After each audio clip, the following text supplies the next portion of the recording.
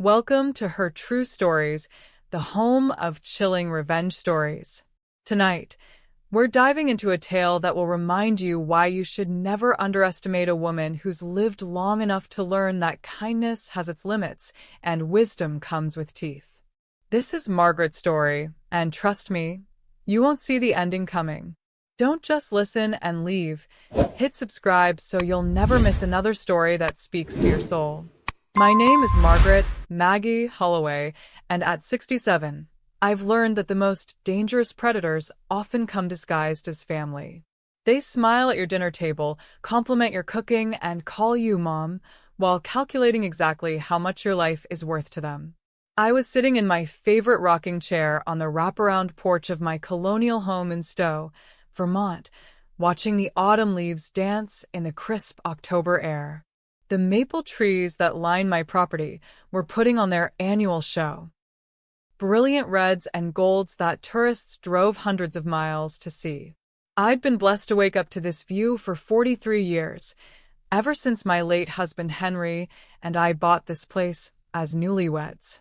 The house itself was something from a magazine: white clapboard siding, black shutters, and enough antique charm to make decorators weep with envy.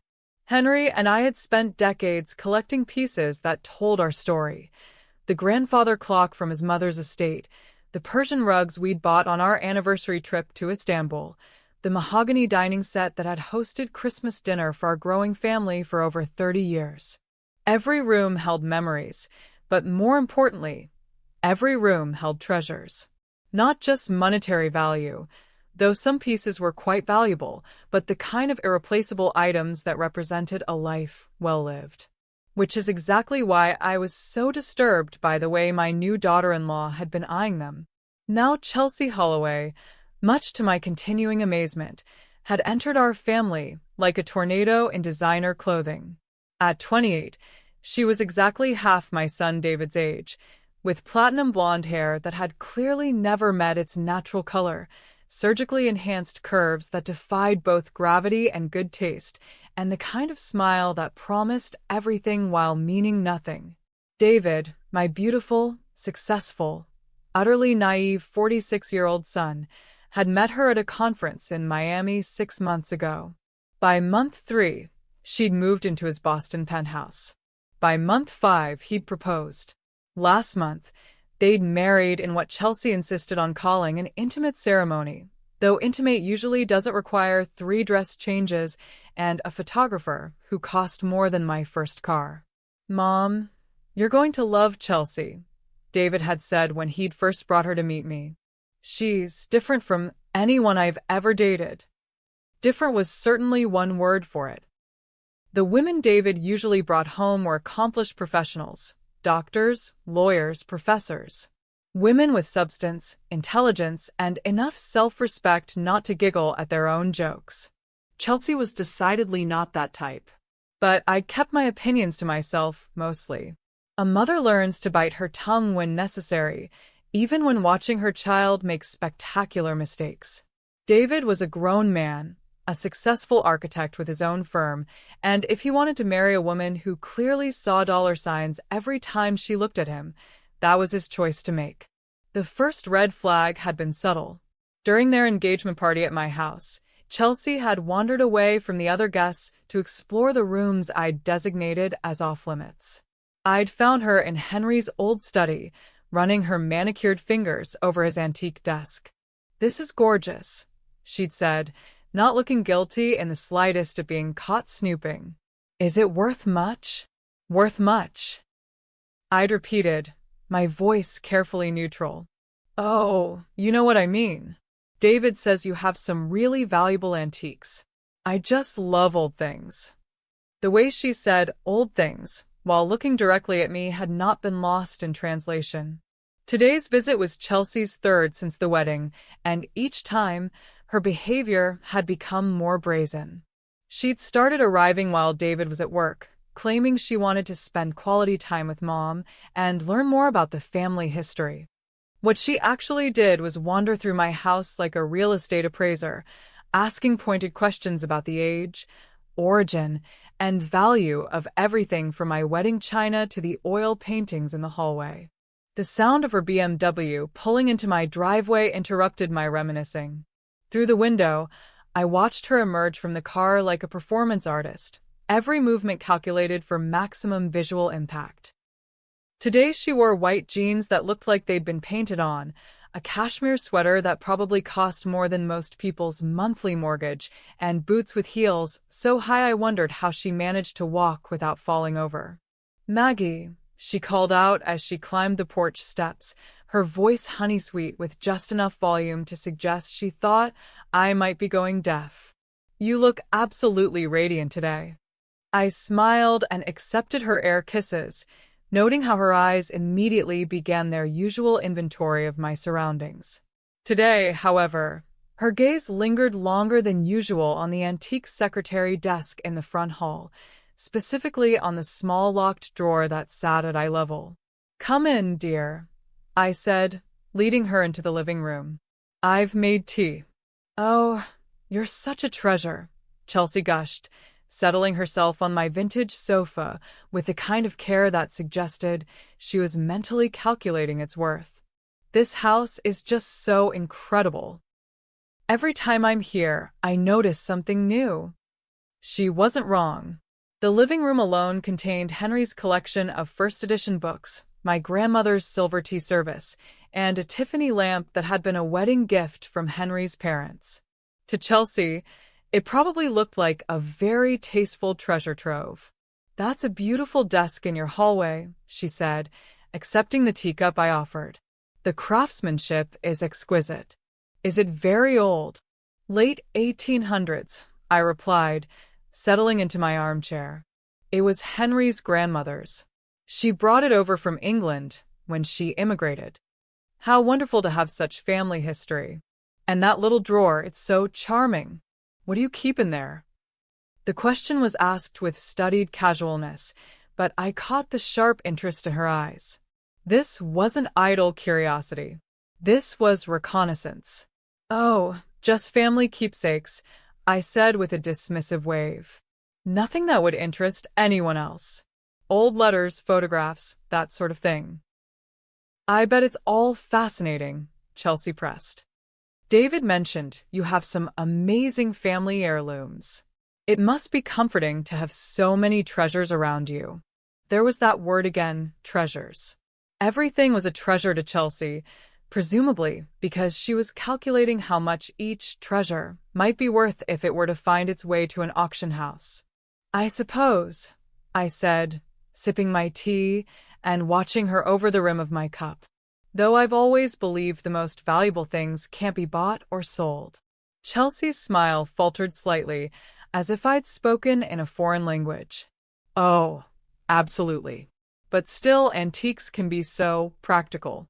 I mean, if you ever needed money for medical expenses or home repairs, it's nice to know you have options." The audacity was breathtaking. She was essentially suggesting I should consider selling my belongings to fund my own old age, as if I were some pauper sitting on a pile of hidden wealth I was too foolish to utilize. "That's very thoughtful of you to be concerned about my finances," I said, my voice still pleasant but carrying just enough edge to let her know I wasn't as naive as she thought. Fortunately, Henry and I were quite good at planning for the future. "Of course. I didn't mean to suggest. I just worry about you, being here all alone in this big house. David worries too. We've talked about how vulnerable older people can be to, well, all sorts of problems." There it was, the not-so-subtle threat. The suggestion that I was vulnerable, helpless, unable to protect myself or my belongings. Chelsea was letting me know that she saw me as an easy target, ripe for exploitation. But what she didn't understand was that I'd been dealing with predators much longer than she'd been alive. I'd buried a husband, raised a son, built a successful career as a high school principal, and navigated 40 years of small-town politics. I hadn't survived all that by being naive or defenseless. "How kind of you both to be concerned," I said, standing to refill the teapot. "But I assure you, I'm quite capable of taking care of myself and my belongings. As I moved toward the kitchen, I caught Chelsea's reflection in the hall mirror. She was staring at that locked drawer again, her expression calculating and hungry. When I returned with fresh tea, she was back to her practiced smile, but I'd seen what I needed to see.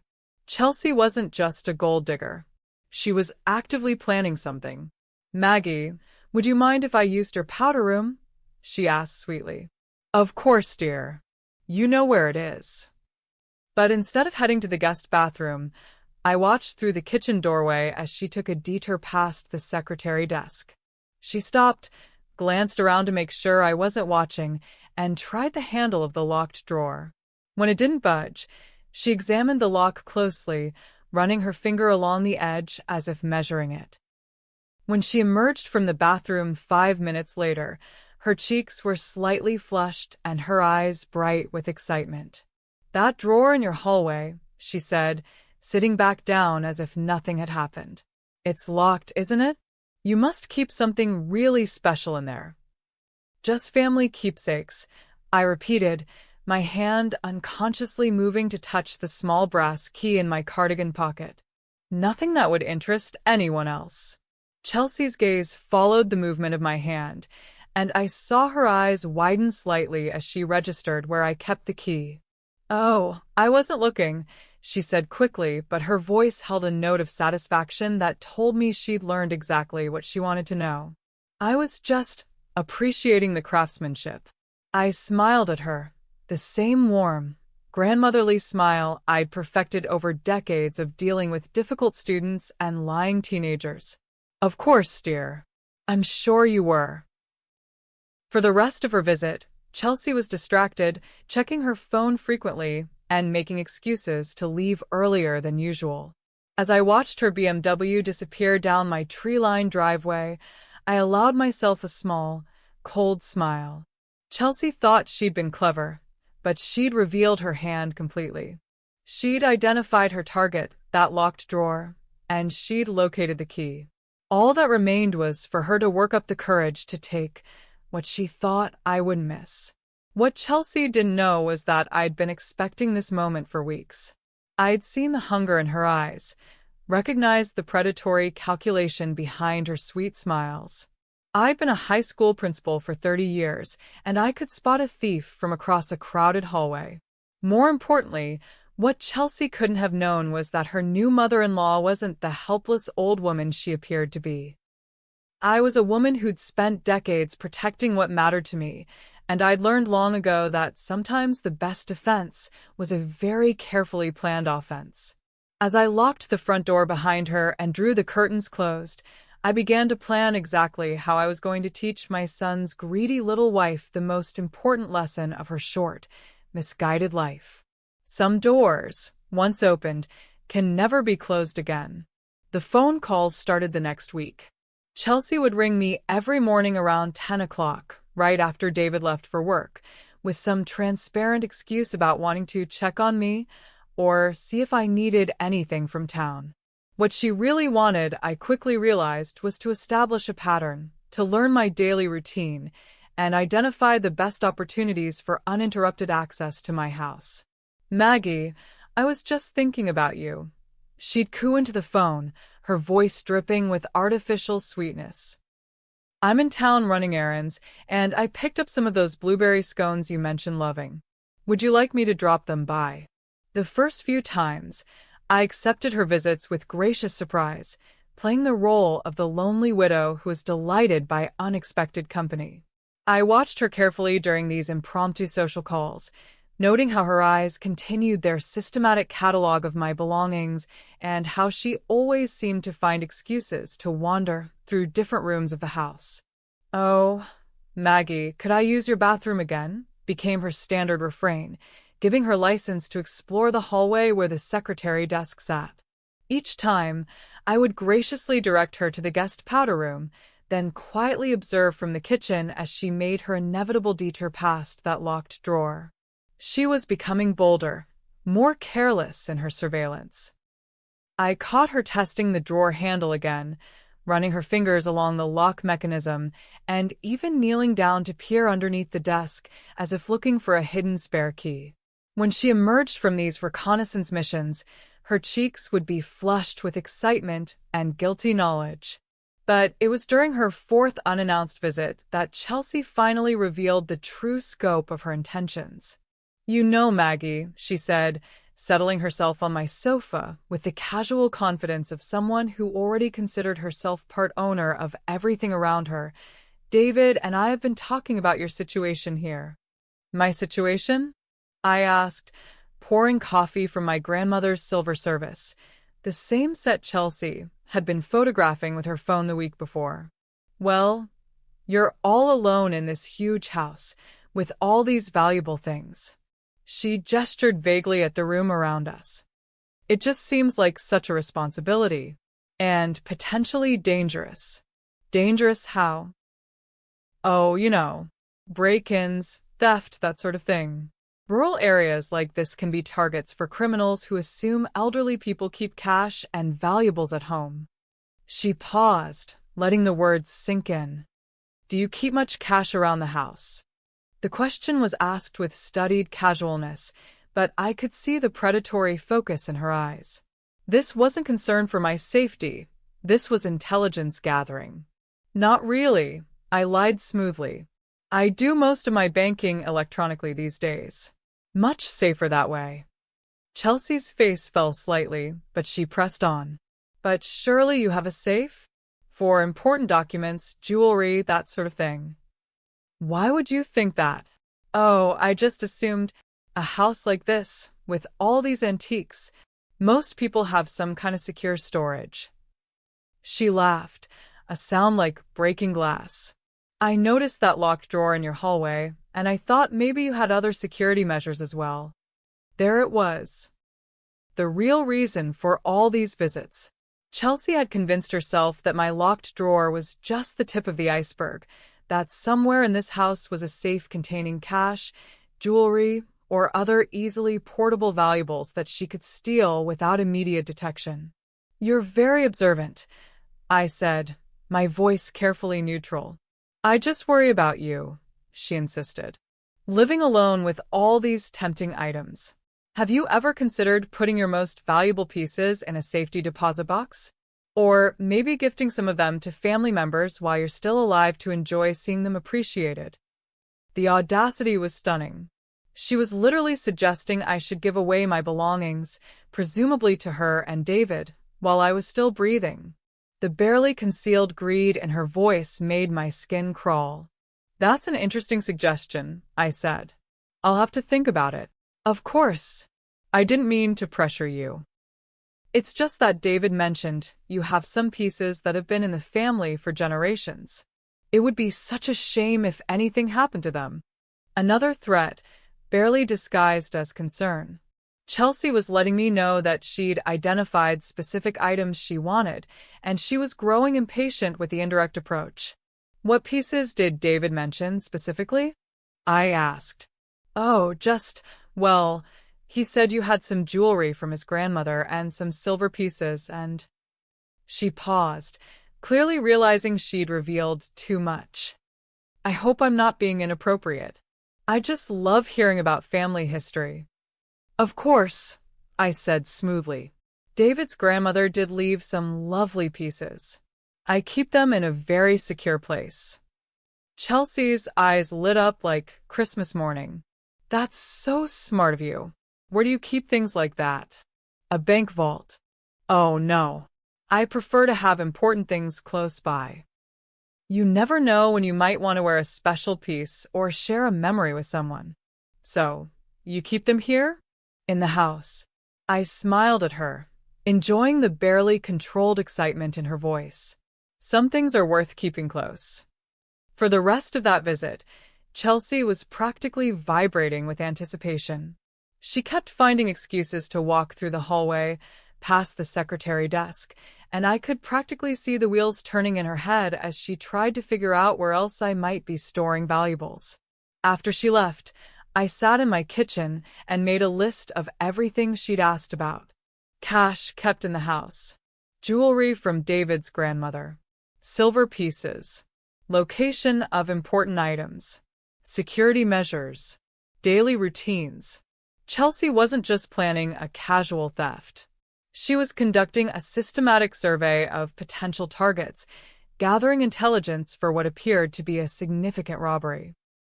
The fact that she was married to my son didn't seem to factor into her moral calculations at all. That night, I called my old friend Martha, who'd been my teaching colleague for 20 years before retiring to Florida. Martha, do you remember that student we had about 15 years ago? Jennifer Walsh? The one who was stealing from other students' lockers. Oh, heavens yes, Martha replied. Sweet as pie to your face, but she had that look in her eyes. Like she was always calculating what she could get away with. Exactly. I'm dealing with a similar situation now. At your age? Maggie, what have you gotten yourself into? I explained about Chelsea, her behavior, and my growing certainty that she was planning to rob me. Martha listened without interruption, her years of experience with difficult teenagers giving her the context to understand what I was describing. So, what are you going to do? She asked when I finished. I'm going to give her exactly what she's looking for, I said quietly. Maggie, not what you think, Martha. I'm going to give her the opportunity she wants. And then I'm going to make sure she regrets taking it for the rest of her life. Martha was quiet for a long moment. You're not that sweet old teacher anymore, are you? I never was, I replied. I just let people think I was when it served my purposes. The next morning, Chelsea called right on schedule. Maggie, I hope I'm not bothering you, but I was wondering if I could come by this afternoon. I found some wonderful tea cakes at that little bakery downtown, and I thought you might enjoy them. How thoughtful, I said. I'd love the company. Wonderful. I'll see you around too. Perfect. That would give me the morning to make some preparations. After hanging up, I walked to Henry's old study, a room Chelsea hadn't yet had the opportunity to explore thoroughly. In the corner, behind Henry's desk, sat the old safe he'd installed when we first moved to the house. It hadn't been opened in years, containing nothing more valuable than expired passports, old tax returns, and some documentation for investments that had long since matured. But to Chelsea's untrained eye, it would look exactly like what she was hoping to find. I spent the morning setting the stage for the performance of my life. By the time Chelsea arrived with her bakery box and her predatory smile, everything was ready. Come in, dear, I said, leading her into the living room. How lovely of you to think of me. Oh, it's nothing, she said, but her eyes were already doing their usual reconnaissance sweep. I just love spending time with you. You have so many interesting stories about the family. Speaking of family, I said, settling into my chair, I was looking through some old photo albums last night. I found some pictures of Henry's grandmother wearing the jewelry I mentioned. Would you like to see them? Chelsea's face lit up with genuine excitement. I would love that. I retrieved a photo album from the side table and opened it to a page featuring Henry's grandmother at various social events, dripping in diamonds and pearls that had been sold decades ago to pay for David's college education. But Chelsea didn't need to know that. She was quite elegant, Chelsea breathed, studying the photos with the intensity of a gemologist. These pieces are incredible. They must be worth a fortune. I suppose they might be, I said casually. I've never had them appraised. They're more valuable to me as memories than as assets. But surely you've had them secured? In a safe deposit box or something? Oh, no. I told you I like to keep important things close. Henry installed a lovely old safe in his study years ago. Everything precious is right here in the house where I can enjoy it. I watched Chelsea's reflection in the window as she absorbed this information. Her pupils dilated with excitement, and I could practically see her pulse quickening. She'd just learned that there was indeed a safe in the house, and that it contained jewelry worth a fortune. That's so romantic, she said, her voice slightly breathless. Having your treasures close by. I bet you feel very secure knowing they're safely locked away.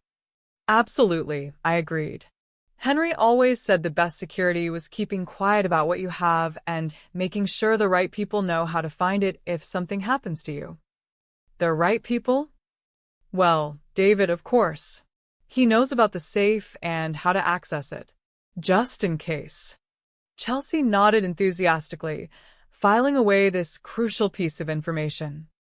David knew about the safe. David could access it, which meant David probably knew the combination or had the key. You're so wise to plan ahead like that, she said. David is lucky to have such a thoughtful mother.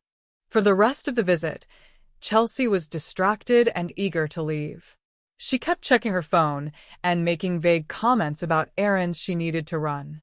I could see her mind working, planning, calculating the logistics of what she was contemplating. As I walked her to the door, I made sure to stop at the secretary desk in the hallway. "Oh, I should put this away," I said, pulling the brass key from my pocket and making a show of locking the drawer. "Can't be too careful with family documents." Chelsea watched intently as I slipped the key back into my cardigan pocket. "Of course not," she agreed, her voice tight with excitement. After she left, I allowed myself a small smile of satisfaction. I'd given Chelsea exactly what she needed to convince herself that robbing me was not only possible but profitable. She now believed there was a safe in the house containing valuable jewelry, that David had access to it, and that the key to at least one secured location was kept in my pocket.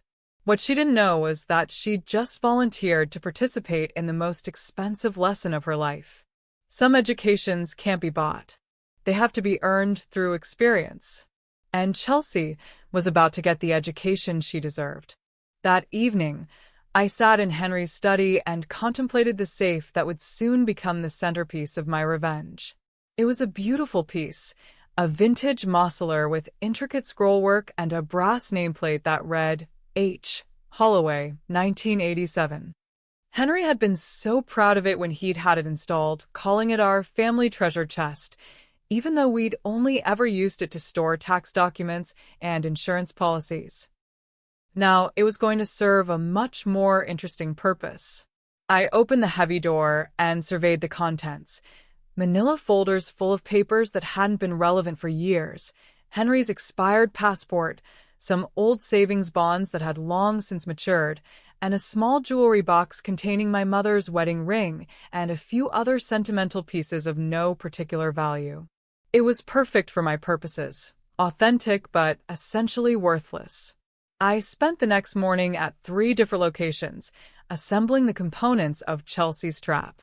My first stop was Henderson's Props and Costumes, a theatrical supplies store 2 towns over that catered to community theater groups and film students. I discovered it years ago when helping with the high school drama productions, and I knew they had exactly what I needed. "Mrs. Holloway." Tommy Henderson greeted me warmly. He'd been one of my students 20 years ago, and we'd maintained a friendly relationship over the years. "What brings you to our little corner of make-believe?" "I'm helping my grandson with a school project," I lied smoothly. "He needs some realistic-looking play money for a presentation about banking and economics." The classics never go out of style," Tommy laughed, leading me to a display case filled with prop currency. "We've got everything from Depression-era bills to modern hundreds." "How much does he need?" "A substantial amount," I said, examining the various options. "It needs to look convincing from a distance." "These are your best bet," he said, pointing to a stack of reproduction $100 bills. "They're obviously marked as props, but in dim lighting, they'd fool most people at first glance." I purchased $5,000 worth of fake bills, enough to create an impressive-looking stack that would trigger Chelsea's greed the moment she saw it. My second stop was Miller's Hardware, where I explained to old George Miller that I needed to repair a spring-loaded mechanism in an antique jewelry box. George had been fixing things in this town for 40 years, and he understood mechanical problems in ways that younger people simply couldn't match. "Sounds like the spring's lost its tension," he said, examining the small mechanism I'd removed from an old music box. "You need something with more snap to it." Exactly. And I needed to be strong enough to, well, to give someone a real surprise if they're not expecting it. George raised an eyebrow, but didn't ask questions. He'd lived in Vermont long enough to understand that sometimes people needed things for reasons they didn't care to explain. I've got just the thing, he said, disappearing into his workshop and returning with a more robust spring assembly. This one's got enough tension to give you a real jolt. You'll want to be careful installing it. I'll be very careful, I assured him. My final stop was the most delicate. Dr. Patricia Wells had been our family physician for 30 years, and she'd helped me through Henry's final illness with compassion and understanding. She was also one of the few people in town who would have access to the materials I needed for the final component of my trap. Maggie, she said warmly when I arrived at her office. What can I do for you today? I'm embarrassed to ask, I began, but I've been having trouble with mice in my attic. They've been getting into some storage boxes up there, and I'm worried about contamination. I know you deal with pest control issues in a medical context sometimes. Dr. Wells nodded thoughtfully. Rodent-borne diseases can be serious, especially for someone your age. What kind of contamination are you concerned about? I've read that mouse droppings can carry some dangerous substances. I found some information about arsenic-based rodenticides being particularly hazardous if you handle them without protection. That's absolutely true.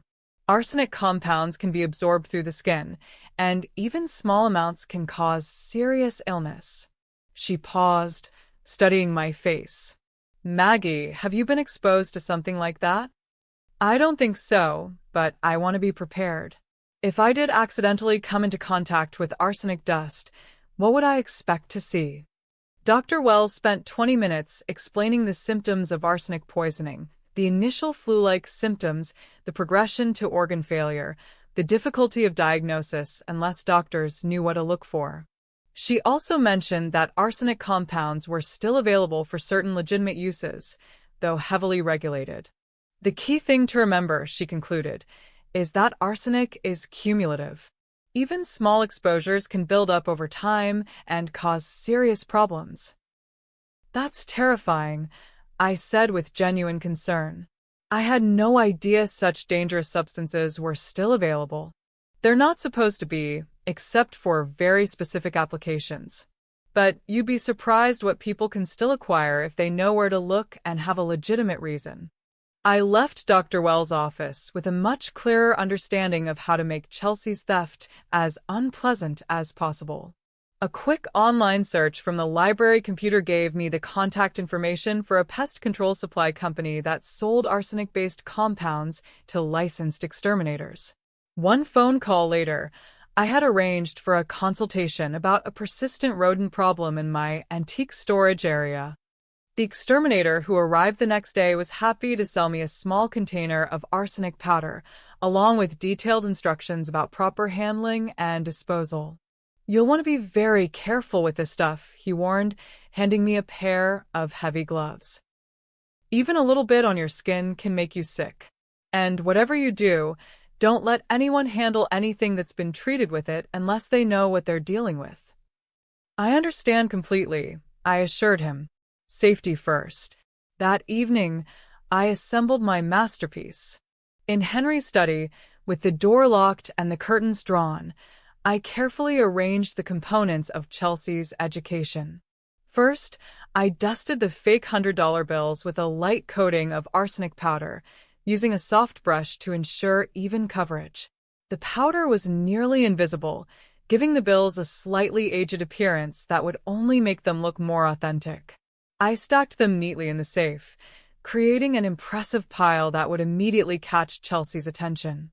Next, I installed George Miller's spring mechanism in a concealed compartment at the back of the safe, positioning it behind some fake gold bars I'd purchased from the same theatrical supply store. The spring was connected to a small but sharp blade, nothing fatal, but certainly enough to cause significant injury to anyone who reached into the compartment unexpectedly. Finally, for the piece de resistance, I prepared a collection of photographs that would add insult to injury. I gathered every embarrassing photo I could find of David from his childhood and adolescence. Pictures of him in footy pajamas, crying over a scraped knee, wearing a ridiculous Halloween costume at age 15. But the crown jewel was a collection of photos from his brief experimental phase in college, when he tried to grow a mustache and had briefly dated a girl who convinced him to pose for some truly regrettable artistic photographs. These photos went into a manila envelope labeled David's Private Collection, Do Not Open, and were placed prominently on the middle shelf of the safe, where they would be impossible to miss. The psychology was perfect. Chelsea would see the cash first and be driven by greed to grab it, coating her hands with arsenic in the process. If she was thorough in her theft, she'd reach for the gold bars and trigger the spring mechanism, injuring herself significantly. And if she was truly unfortunate, she'd also discover the photographs that would give her nightmarish insights into her husband's past. But the real beauty of the trap was its delayed effect. Chelsea might escape the safe with stolen money and embarrassing photographs, but the arsenic would continue working in her system for days or weeks, causing increasingly severe symptoms that would eventually require medical attention. And when doctors finally identified the cause of her illness, they'd find arsenic residue on the money she'd stolen, creating a perfect connection between her crime and her punishment. I spent several hours perfecting the arrangement, making sure everything looked natural and inviting. The cash needed to be prominently displayed, but not so obvious as to seem suspicious. The gold bars had to be positioned precisely to ensure the spring mechanism would activate when moved. The photographs needed to be visible enough to draw attention, but not so prominently featured as to overshadow the financial temptations. When I was satisfied with the setup, I locked the safe and tested the handle to make sure it opened smoothly. Everything was perfect. Now all I needed was to create the opportunity for Chelsea to discover it. The next morning, I called David at his office. "Hi, sweetheart," I said, using the tone I'd perfected over years of delivering difficult news to students' parents. "I hate to bother you at work, but I wanted to let you know I'll be out of town this weekend." "Out of town? That's unusual for you, Mom."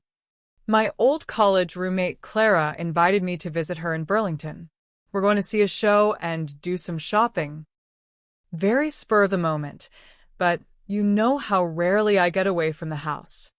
"That sounds wonderful," David said, and I could hear the genuine pleasure in his voice.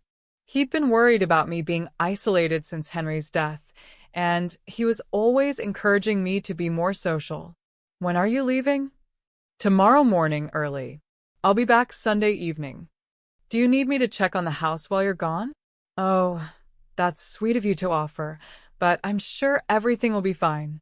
It's only 2 days." "Well, if you change your mind, Chelsea and I both have keys." Perfect. I'd known that David had given Chelsea a key to my house, ostensibly for emergencies, but really because Chelsea had insisted she needed access in case I had a medical crisis. What David didn't realize was that his new wife had been planning to use that key for a very different kind of emergency. "Of course," I said. "I'll call you when I get back." After hanging up, I made one final adjustment to my trap. I wrote a note on my personal stationery and left it on the kitchen table. "Gone to Burlington for the weekend. Back Sunday evening. The key to Dad's study is in the usual place if you need anything important. Love, Mom." The note was deliberately ambiguous. It could refer to a spare house key, or it could refer to the key to the safe in the study. Chelsea would interpret it however her guilty conscience dictated. Friday morning, I loaded a small suitcase into my car and drove to Burlington, where I checked into a modest hotel under my own name. I spent the day shopping and seeing a matinee performance of a play I'd wanted to see, creating a legitimate alibi for my absence. But I wasn't really gone. After checking in and establishing my presence at the hotel, I drove back to Stowe and parked my car in the garage of my closest neighbor, Eleanor Morrison, who was visiting her daughter in California for the month. Eleanor had asked me to keep an eye on her place, which gave me the perfect excuse to be in the area without arousing suspicion. From Eleanor's guest bedroom window, I had a clear view of my own house and driveway. I settled in with a thermos of coffee, a pair of binoculars, and the patient satisfaction of a hunter waiting for prey to walk into a carefully prepared trap. I didn't have to wait long. Saturday afternoon, around 2 o'clock, Chelsea's BMW pulled into my driveway. She sat in the car for several minutes, scanning the windows of my house and checking her phone. Even from a distance, I could see the nervous energy in her movements, the way she kept glancing around, the fidgeting with her purse, the deep breaths she was taking to steel herself for what she was about to do. Finally, she emerged from the car and walked to my front door with the careful casualness of someone trying to appear legitimate. She knocked twice, waited, then knocked again. When no answer came, she used her key to let herself in. From my vantage point across the street, I watched the lights come on in different rooms as Chelsea conducted her initial reconnaissance. She spent about 10 minutes in the living room and kitchen, probably looking for that note I'd left and confirming that I was truly absent. Then the lights came on in Henry's study. I imagined Chelsea's excitement as she discovered the safe, her pulse quickening as she realized she'd found exactly what she'd been hoping for. The next challenge would be figuring out how to open it. But I'd prepared for that too. Hidden under a stack of papers on Henry's desk was a slip of paper with our wedding date written on it, the combination to the safe. It would take Chelsea a few minutes to find it, but not so long that she'd give up in frustration. Sure enough, after about 20 minutes, I saw a flash of light from the study window.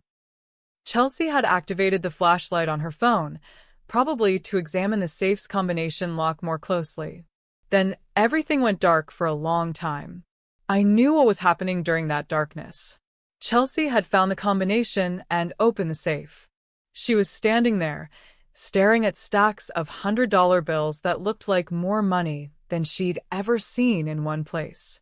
Her heart was probably hammering with excitement and terror as she reached for her first handful of cash. The arsenic was already beginning its work. After about 45 minutes, the lights in the study went out, and I saw Chelsea's silhouette moving through other rooms of the house. She was probably searching for additional valuables now that she'd confirmed the safe contained exactly what she'd hoped for. But something was wrong. Even from my distant observation point, I could see that her movements were becoming erratic, less coordinated. She stumbled in the hallway, caught herself against the wall, and stood there for a long moment as if dizzy. The arsenic was working faster than I'd expected. 20 minutes later, Chelsea emerged from my house walking unsteadily toward her car. She was carrying a large purse that bulged with her stolen goods, but she was also clearly in distress. She fumbled with her car keys, dropped them, and had to lean against the BMW for support while she caught her breath. As she drove away, weaving slightly as she navigated the curves of my rural road, I felt a cold satisfaction settle in my chest. Phase 1 of Chelsea's education was complete. As she drove away, weaving slightly as she navigated the curves of my rural road, I felt a cold satisfaction settle in my chest. Phase 1 of Chelsea's education was complete. Now came the waiting. I returned to my hotel in Burlington that evening and spent Sunday enjoying a leisurely breakfast and visiting some antique shops, building a solid foundation for my alibi. I called David from the hotel lobby Sunday afternoon. "Hi, sweetheart. I'm just checking in before I head home." Mom. "How was your weekend? Did you have fun with Clara?" "It was lovely," I said, my voice warm with genuine contentment. "We saw the most wonderful play, and I found some beautiful pieces at the antique markets. I'll have to show them to you and Chelsea when you come by next week." "That sounds great." "Oh, and don't worry, we checked on the house yesterday. Everything looked fine." "Thank you, dear. That's very thoughtful." Actually, Chelsea wasn't feeling well yesterday evening. Some kind of stomach bug, I think. She's been pretty miserable today, too. "Oh, that's too bad," I said, working hard to keep the satisfaction out of my voice. Please give her my best wishes for a speedy recovery. I will. She's pretty worried it might be food poisoning. She's been having nausea, fever, some stomach cramping. How unpleasant. She should probably see a doctor if it doesn't improve soon. That's what I told her. Anyway, drive safely, and I'll talk to you soon. I hung up the phone with a smile. Chelsea's symptoms were progressing exactly as Dr. Wells had described they would.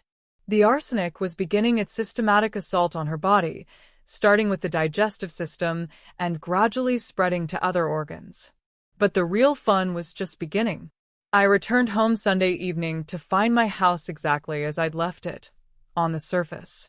But I knew Chelsea had been there, and the evidence of her visit was subtle but unmistakable to someone who knew what to look for. The most obvious sign was in Henry's study. The papers on his desk had been moved slightly, and there were faint fingerprints on the safe's combination dial that hadn't been there when I left. Chelsea had found the safe, opened it, and helped herself to its contents. But she'd been more thorough than I'd expected. A careful inventory revealed that she'd also taken several small items from other rooms, a silver letter opener from the living room, a crystal paperweight from the dining room, and my mother's antique jewelry box from the bedroom, the one containing the few pieces of real jewelry I actually kept at home. The greed had overtaken her completely. What had probably started as a plan to take some cash from the safe had escalated into a full-scale looting of anything small and valuable enough to carry. Most telling of all, however, was what she'd left behind, the manila envelope containing David's embarrassing photographs. It was still in the safe, but it had clearly been opened. The photos were still there, but they'd been shuffled through and examined. I could only imagine Chelsea's reaction to discovering those particular treasures. Over the next week, I monitored Chelsea's condition through David, who called regularly to update me on his wife's mysterious illness. "She's getting worse, Mom," he said during our Wednesday conversation. "The doctor thinks it might be some kind of viral infection, but the symptoms are really unusual. She's having muscle cramps now, along with the nausea and fever." "How frightening," I murmured sympathetically. "Is she keeping fluids down?" "Barely. She's lost almost 10 pounds since it started. The weird thing is, she insists it's not contagious. She won't let me get too close, but she says she feels fine when she's away from the house."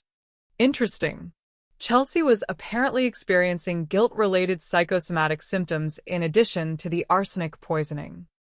Her subconscious was making the connection between her crime and her illness, even if she hadn't consciously realized what was happening to her.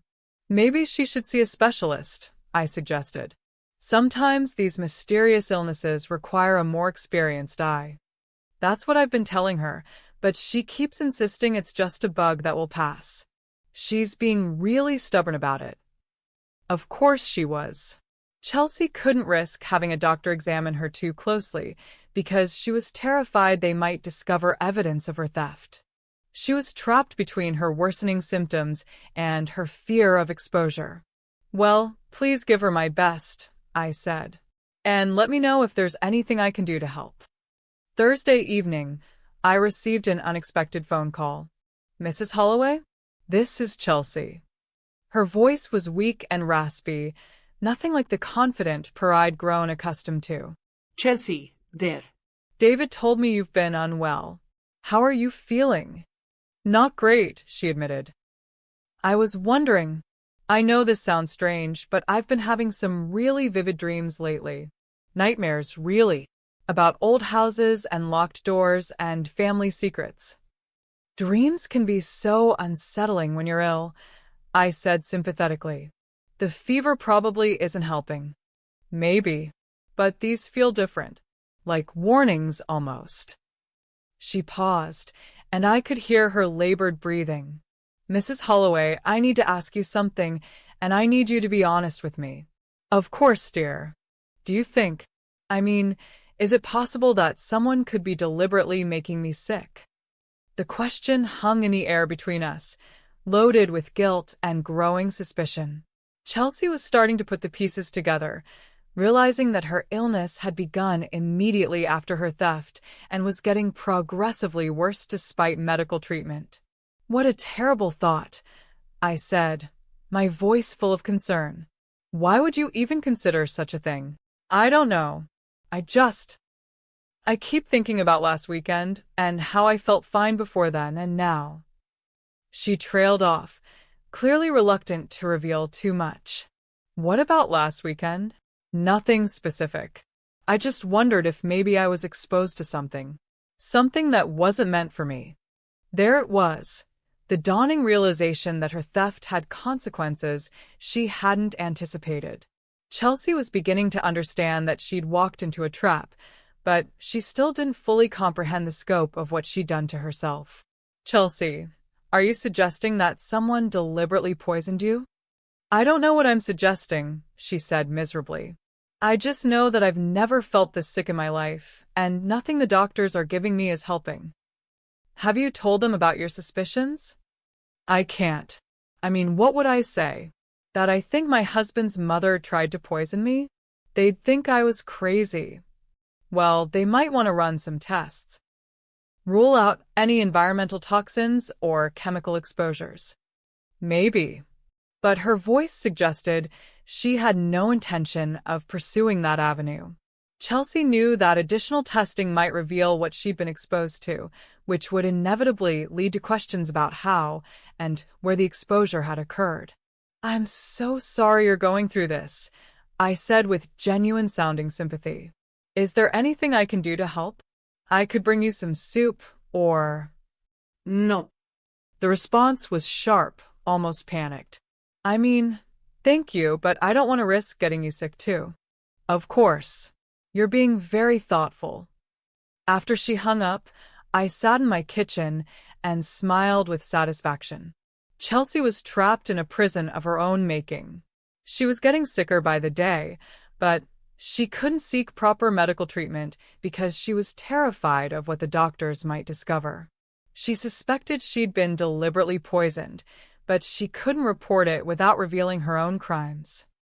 Most deliciously of all, she was starting to suspect me, but she had no proof, no way to confront me without admitting what she'd done. It was perfect. Friday afternoon, David called with an update that was even better than I'd hoped. "Mom, I'm really worried about Chelsea. She's become completely paranoid. She's convinced that someone is trying to hurt her, but she won't tell me who or why." "That's very concerning," I said. "Paranoia can be a symptom of serious illness. Has she agreed to see a specialist yet?" "Finally, yes. I'm taking her to the emergency room this afternoon. She's been having chest pains and difficulty breathing, and her fever spiked to 103 this morning." "Oh my, that does sound serious." "The weird thing is, she keeps talking about family secrets and things that shouldn't be touched. She made me promise to change all the locks on our apartment, and she's been checking the windows and doors obsessively." Chelsea's guilty conscience was eating her alive. The stress of her crime, combined with the physical effects of the arsenic poisoning, was pushing her toward a complete psychological breakdown. "I hope the doctors can figure out what's wrong," I said. "So, do I." "Oh, and Mom? She's been asking about you a lot. Wanting to know about your background, your hobbies, whether you've ever studied chemistry or medicine. Really strange questions." "I can't imagine why she'd be curious about that." "Neither can I. But she seems convinced that you're somehow connected to her illness." "That's ridiculous," I said, adding just enough indignation to my voice to sound convincing. "I've been nothing but kind to that girl." "I know, Mom. I told her she was being crazy. The fever must be affecting her thinking." "I hope she gets better soon," I said. "Please keep me posted on what the doctors say." "I will. Love you, Mom." "Love you too, sweetheart." After David hung up, I allowed myself a moment of pure triumph. Chelsea was heading to the hospital, where blood tests would eventually reveal the arsenic in her system. But by then, It would be too late to prevent permanent damage to her organs, and she'd still have no way to explain how she'd been exposed without confessing to her crimes. The trap was closing exactly as I'd planned. That evening, I received another call from David. "Mom, you're not going to believe this. The doctors found arsenic in Chelsea's blood." "Arsenic?" I gasped, putting genuine shock into my voice. "How is that possible?" "That's what we're trying to figure out. The levels are really high, high enough to cause serious organ damage if it's not treated immediately. They've started her on chelation therapy, but the doctors are saying there could be permanent effects." "That's horrible. Do they have any idea how she was exposed?" None. "They've asked about her work environment, what she's been eating, whether we've been doing any home renovations." Nothing makes sense.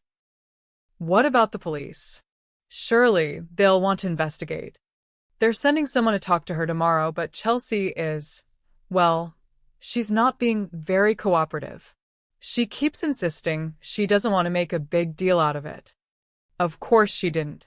Chelsea knew exactly how she'd been exposed to arsenic, but she couldn't tell the police without admitting to theft. She was trapped between the need for justice and the fear of self-incrimination. "That seems odd," I said carefully. "If someone poisoned her, wouldn't she want them caught?" "You'd think so. But she's been saying some really strange things about deserving what happened and learning her lesson. The doctors think the arsenic might be affecting her brain." Perfect. Chelsea's guilt was so overwhelming that she was essentially confessing to wrongdoing, even if she couldn't be specific about what she'd done. "I should probably come to the hospital," I said. "She's family now, and family supports each other during difficult times." "That's really sweet of you, Mom, but I don't think Chelsea wants visitors right now. She's been pretty agitated whenever anyone mentions bringing people to see her." "I understand. Just let her know I'm thinking of her." After we hung up, I poured myself a glass of Henry's best bourbon and toasted my late husband's photograph. "She walked right into it, darling," I said to his smiling face. "Just like you always said people would if they got too greedy for their own good." Chelsea was now hospitalized with arsenic poisoning, facing the possibility of permanent organ damage, liver failure, and neurological problems. The stolen cash was still in her possession, but it was evidence of her crime that she couldn't dispose of without making her situation worse. And the best part? She knew I was responsible, but she could never prove it without admitting she'd stolen from me. The lesson was being learned, whether Chelsea wanted to learn it or not. The hospital room was a study in antiseptic desperation when I finally visited Chelsea 4 days after her admission. David had called that morning to say she was asking for me specifically, a request that surprised him but delighted me. "She says she needs to talk to you about something important," he'd explained. "The doctors think it might help her psychologically to clear the air about whatever's been bothering her." Of course it would help. Chelsea was drowning in guilt, and she thought confessing to me might somehow alleviate her suffering. What she didn't understand was that I had no intention of offering her absolution.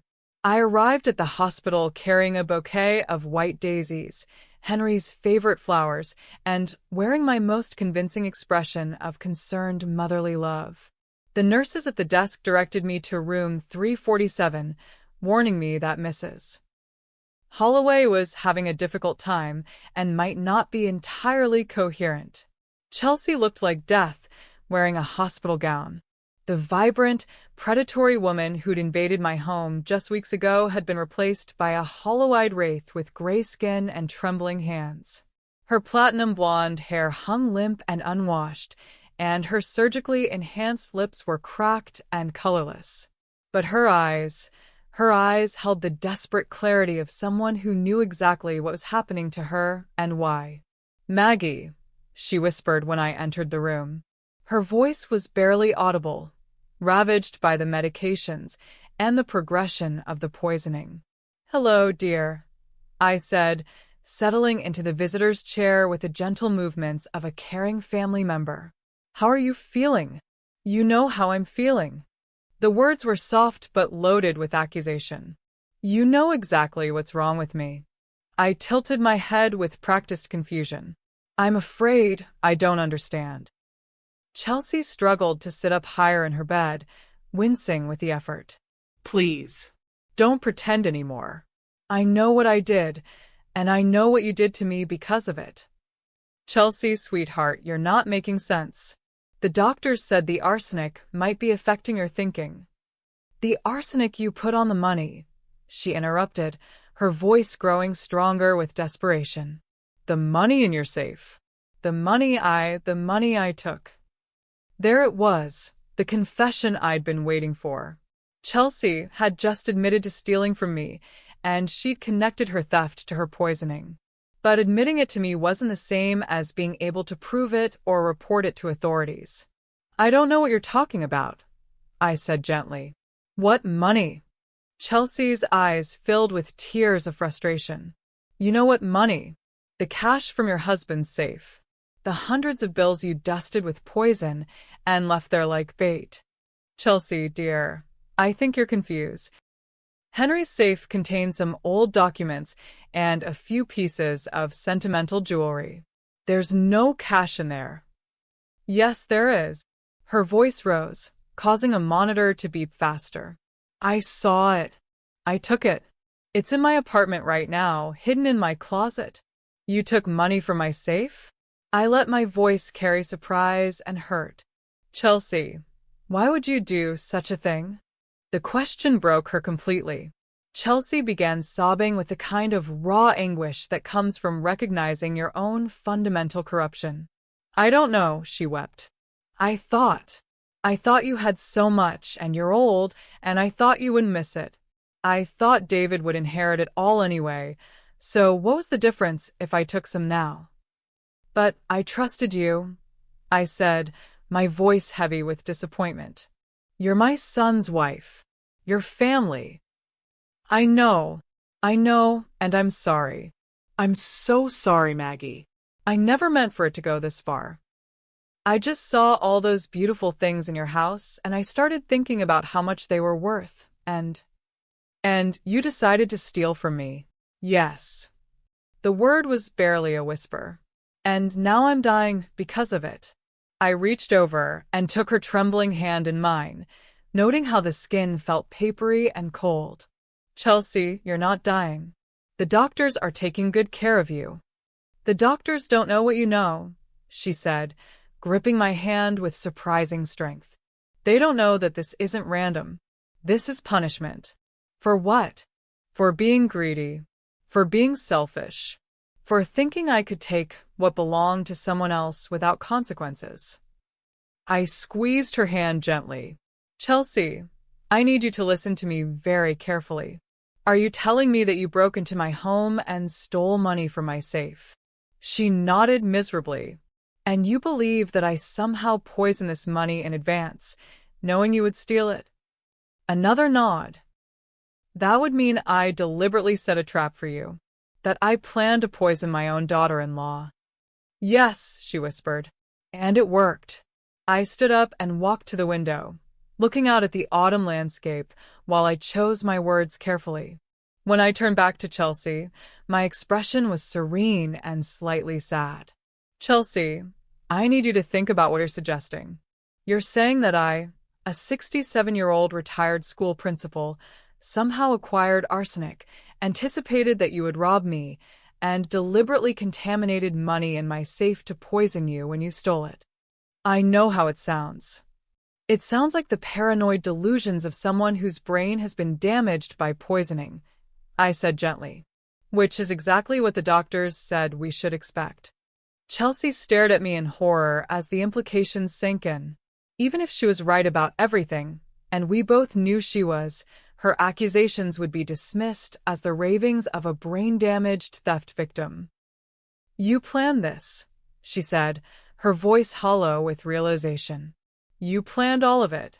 The safe, the money, the poison. You wanted me to steal from you. Why would I want such a thing? Because you knew. Somehow, you knew what kind of person I was, and you wanted to teach me a lesson. And what kind of person are you, Chelsea? She was quiet for a long moment, staring at her hands. When she finally spoke, her voice was broken and defeated. A thief. A liar. Someone who would steal from the woman who raised the man I married. Is that what you did? Yes. And do you think you deserve to be punished for it? Chelsea looked up at me with eyes full of terrible understanding. Yes, she whispered. I deserved exactly what I got. I sat back down and took her hand again. Chelsea, I want you to understand something very important. What happened to you, the arsenic poisoning, that's a crime. Someone hurt you deliberately, and they need to be held accountable. But I can't report it, she said miserably, because I'd have to admit what I did to get exposed. You could return what you stole, make amends, then report the poisoning to the police. Chelsea shook her head frantically. I can't. Don't you see? If I admit to stealing from you, David will leave me. My whole life will fall apart. Chelsea shook her head frantically. I can't. Don't you see? If I admit to stealing from you, David will leave me. My whole life will fall apart. So, you'd rather suffer in silence than face the consequences of your actions? I don't have a choice. There's always a choice, dear. You could choose to be honest. You could choose to take responsibility for what you've done. And then what? You'd forgive me? David would forgive me? Everything would go back to normal? I smiled at her with genuine warmth. Oh no, sweetheart. Some mistakes can't be undone. Some lessons once learned change you forever. Chelsea stared at me for a long moment, and I could see the exact moment when she fully understood the scope of her situation. She was trapped, poisoned by her own greed, unable to seek justice without destroying herself, forced to carry the knowledge of her crime and its consequences for whatever remained of her life. You're not going to help me, she said quietly. I am helping you, I replied. I'm helping you understand that actions have consequences and that some prices are worth paying to learn important truths about yourself. The money, it's still in my apartment. Still poisoned. Then you should probably dispose of it safely. Arsenic can be dangerous if handled improperly. But if I get rid of it, I'll have no evidence of what you did to me. Evidence of what, dear? All you have is a story about stealing money that was allegedly contaminated with poison. Who would believe such a tale? Chelsea closed her eyes and leaned back against her pillows. You've thought of everything. I've simply allowed natural consequences to unfold. You made choices, Chelsea. Every step of the way, you chose greed over honesty, theft over integrity. What happened to you was the direct result of those choices. But you helped those consequences along. Did I? Or did you simply find exactly what you were looking for? She opened her eyes and stared at me with a mixture of hatred and grudging respect. You're not the sweet old lady I thought you were. No, I agreed. I'm not. I'm someone who's lived long enough to recognize predators when they enter my home. I'm someone who's learned that sometimes the best way to protect yourself is to let dangerous people destroy themselves. And if I die from this, then you'll die knowing exactly why. There's a certain honesty in that, don't you think? Chelsea turned her face away from me, staring at the wall with the hollow expression of someone who's just realized they've been completely outmaneuvered. I'm sorry, she whispered, for what I did to you, for what I plan to do. I'm sorry. I know you are, I said, standing and smoothing my skirt. And that's more than most thieves ever manage to feel. I left the hospital that day with a lightness in my step that I hadn't felt in months. Chelsea understood her situation completely now. She was trapped by her own crimes, slowly dying from her own greed, unable to seek help without destroying what remained of her life. But more importantly, she'd confessed. She'd admitted her guilt, acknowledged her wrongdoing, and accepted that her suffering was deserved. Some lessons, I reflected as I drove home through the autumn countryside, are worth whatever it costs to teach them. David called me at 6 in the morning, his voice tight with panic and confusion. "Mom, something's happened. Chelsea's missing." I sat up in bed, genuinely surprised. "Missing? What do you mean?" "She discharged herself from the hospital last night against medical advice. The doctors said she was in no condition to leave, but she signed the papers and walked out. When I got there this morning to visit her, she was gone." "Have you checked your apartment?" "That's the weird part. She was there. The security cameras show her arriving around midnight. But when I got home this morning, she wasn't there anymore. And Mom, she left something for you." My pulse quickened. "For me?" "A manila envelope with your name on it. She left it on our kitchen table with a note saying to make sure you got it as soon as possible." "What's in it?" "I don't know. I didn't open it. But there's something else." Chelsea cleaned out our safe deposit box, withdrew everything from our joint savings account, even took some jewelry and electronics from the apartment. It's like she was gathering resources for something. Or trying to return what she'd stolen, I thought with grim satisfaction. Chelsea was apparently attempting to make amends before what? Disappearing? Killing herself?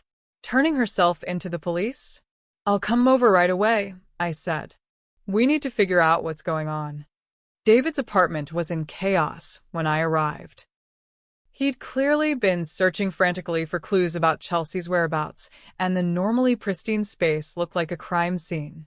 Papers were scattered across the dining table, drawers hung open, and David himself looked like he hadn't slept in days. "Here's the envelope," he said, handing me a thick manila package sealed with tape. She also left this note. The note was written in Chelsea's shaky handwriting. "David, I'm sorry for everything. I can't explain what I've done, but I need to try to make things right before it's too late. Your mother will understand.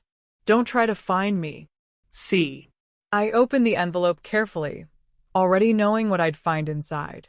The fake $100 bills were there, still dusted with arsenic powder, wrapped in plastic bags with a note written in the same trembling hand. "Maggie, you were right.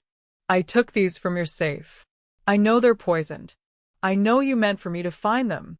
I'm returning them before I hurt anyone else. I'm sorry for what I am." Chelsea. But there was more. Underneath the money was my mother's jewelry box, the one I'd noticed missing from my bedroom, along with the silver letter opener and crystal paperweight Chelsea had stolen during her rampage through my house. And at the bottom of the envelope was something I hadn't expected, the manila folder from the safe, containing all those embarrassing photographs of David. "David," I said carefully, "you might want to sit down." Why? "What's in there?" I showed him the money first, explaining that Chelsea had apparently taken it from my safe and was now returning it. David's face went through a series of expressions: confusion, disbelief, anger, and finally a kind of sick recognition. "She stole from you," he said quietly. "My wife robbed my mother." "I'm afraid so.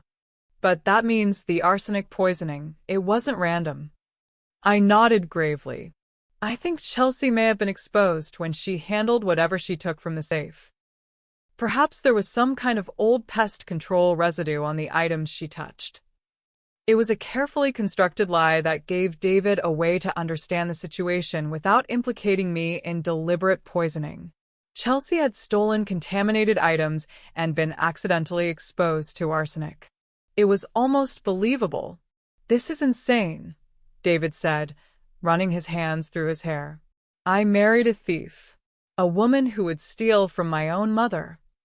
I'm sorry, sweetheart. "I know this must be devastating. Why didn't you tell me? When you discovered things were missing?" "I wasn't certain," I said carefully. "And I hoped I was wrong about who might have taken them. I didn't want to accuse Chelsea without proof." David was quiet for a long moment, processing the implications of his wife's theft and dishonesty.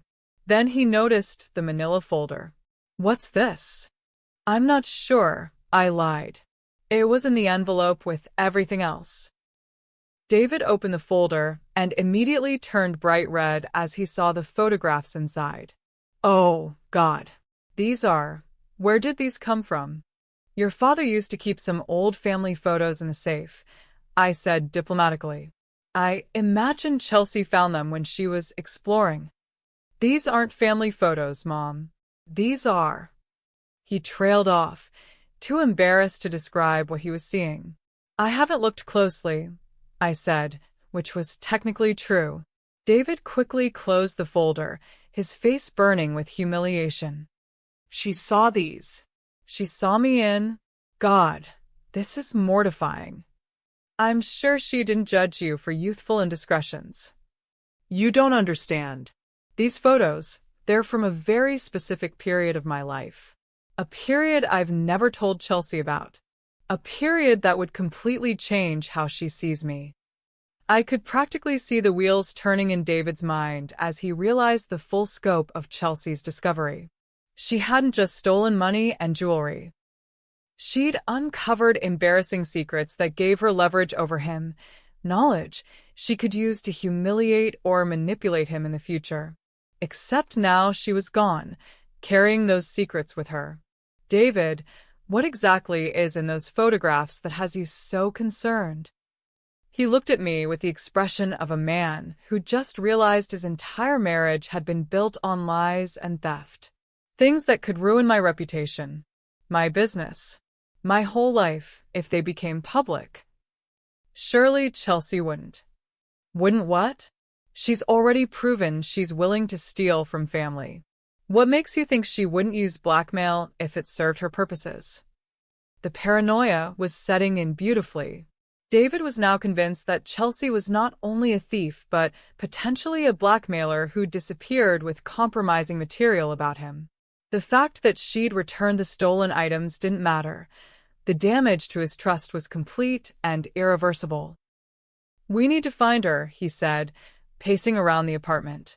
We need to get those photos back. David, maybe we should call the police. And tell them what? That my wife stole from my mother and then disappeared with embarrassing photos of me? That she was poisoned by accidentally handling contaminated antiques. They'll think we're all crazy. Then what do you suggest? I don't know. Hire a private investigator? Put out some kind of alert? She can't have gotten far, not in her condition. But even as he spoke, I could see the doubt creeping into his eyes. David was beginning to realize that he didn't really know the woman he'd married at all. If Chelsea was capable of theft and deception on this scale, what else might she be capable of? My phone rang, interrupting our conversation. The caller ID showed a number I didn't recognize. Hello, Mrs. Holloway? This is Detective Sarah Martinez with the Vermont State Police. I'm calling about Chelsea Holloway. We understand she may have had some contact with you recently. My blood ran cold.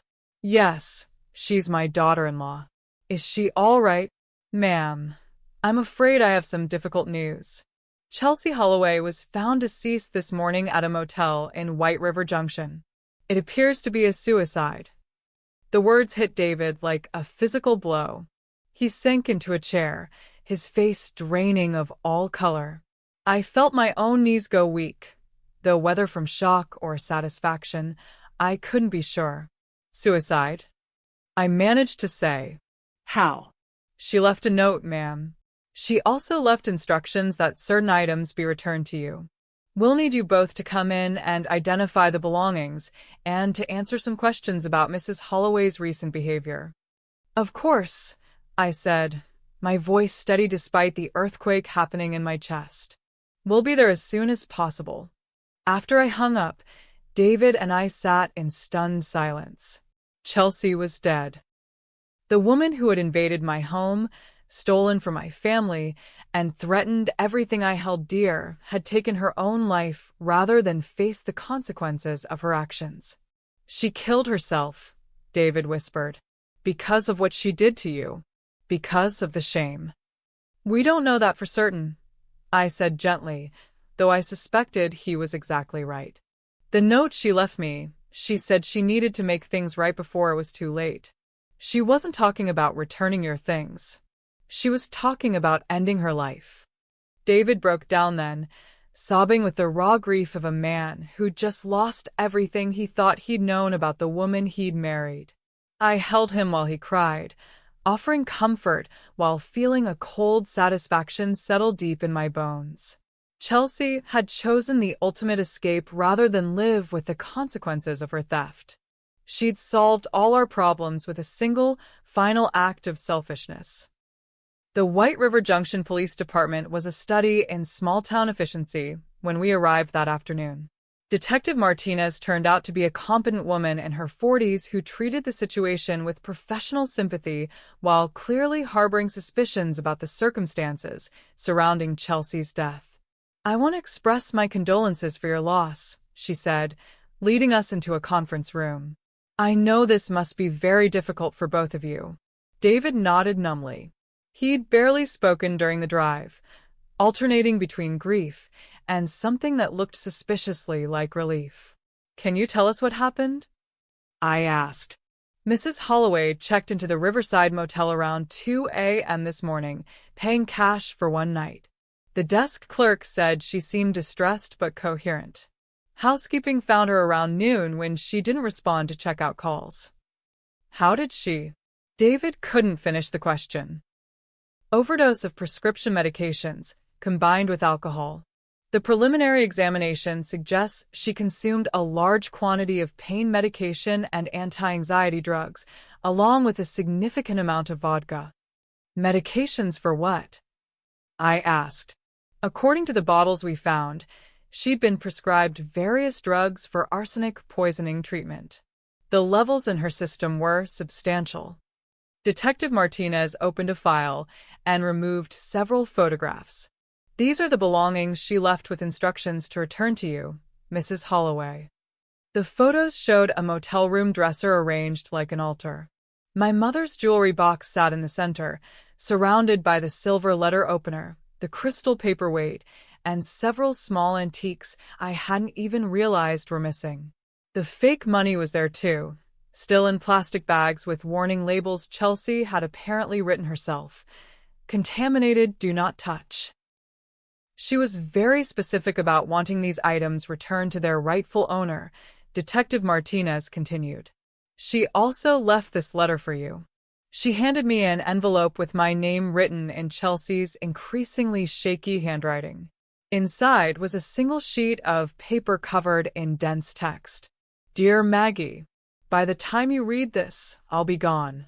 I can't live with what I've become or what I've done to your family. I know you planned this. I know you set a trap for me, and I walked right into it like the greedy fool I am. You were right about me. I am exactly the kind of person who would steal from the woman who raised the man I married. I am someone who would put my own desires above loyalty, family, and basic human decency. I don't blame you for what you did to me.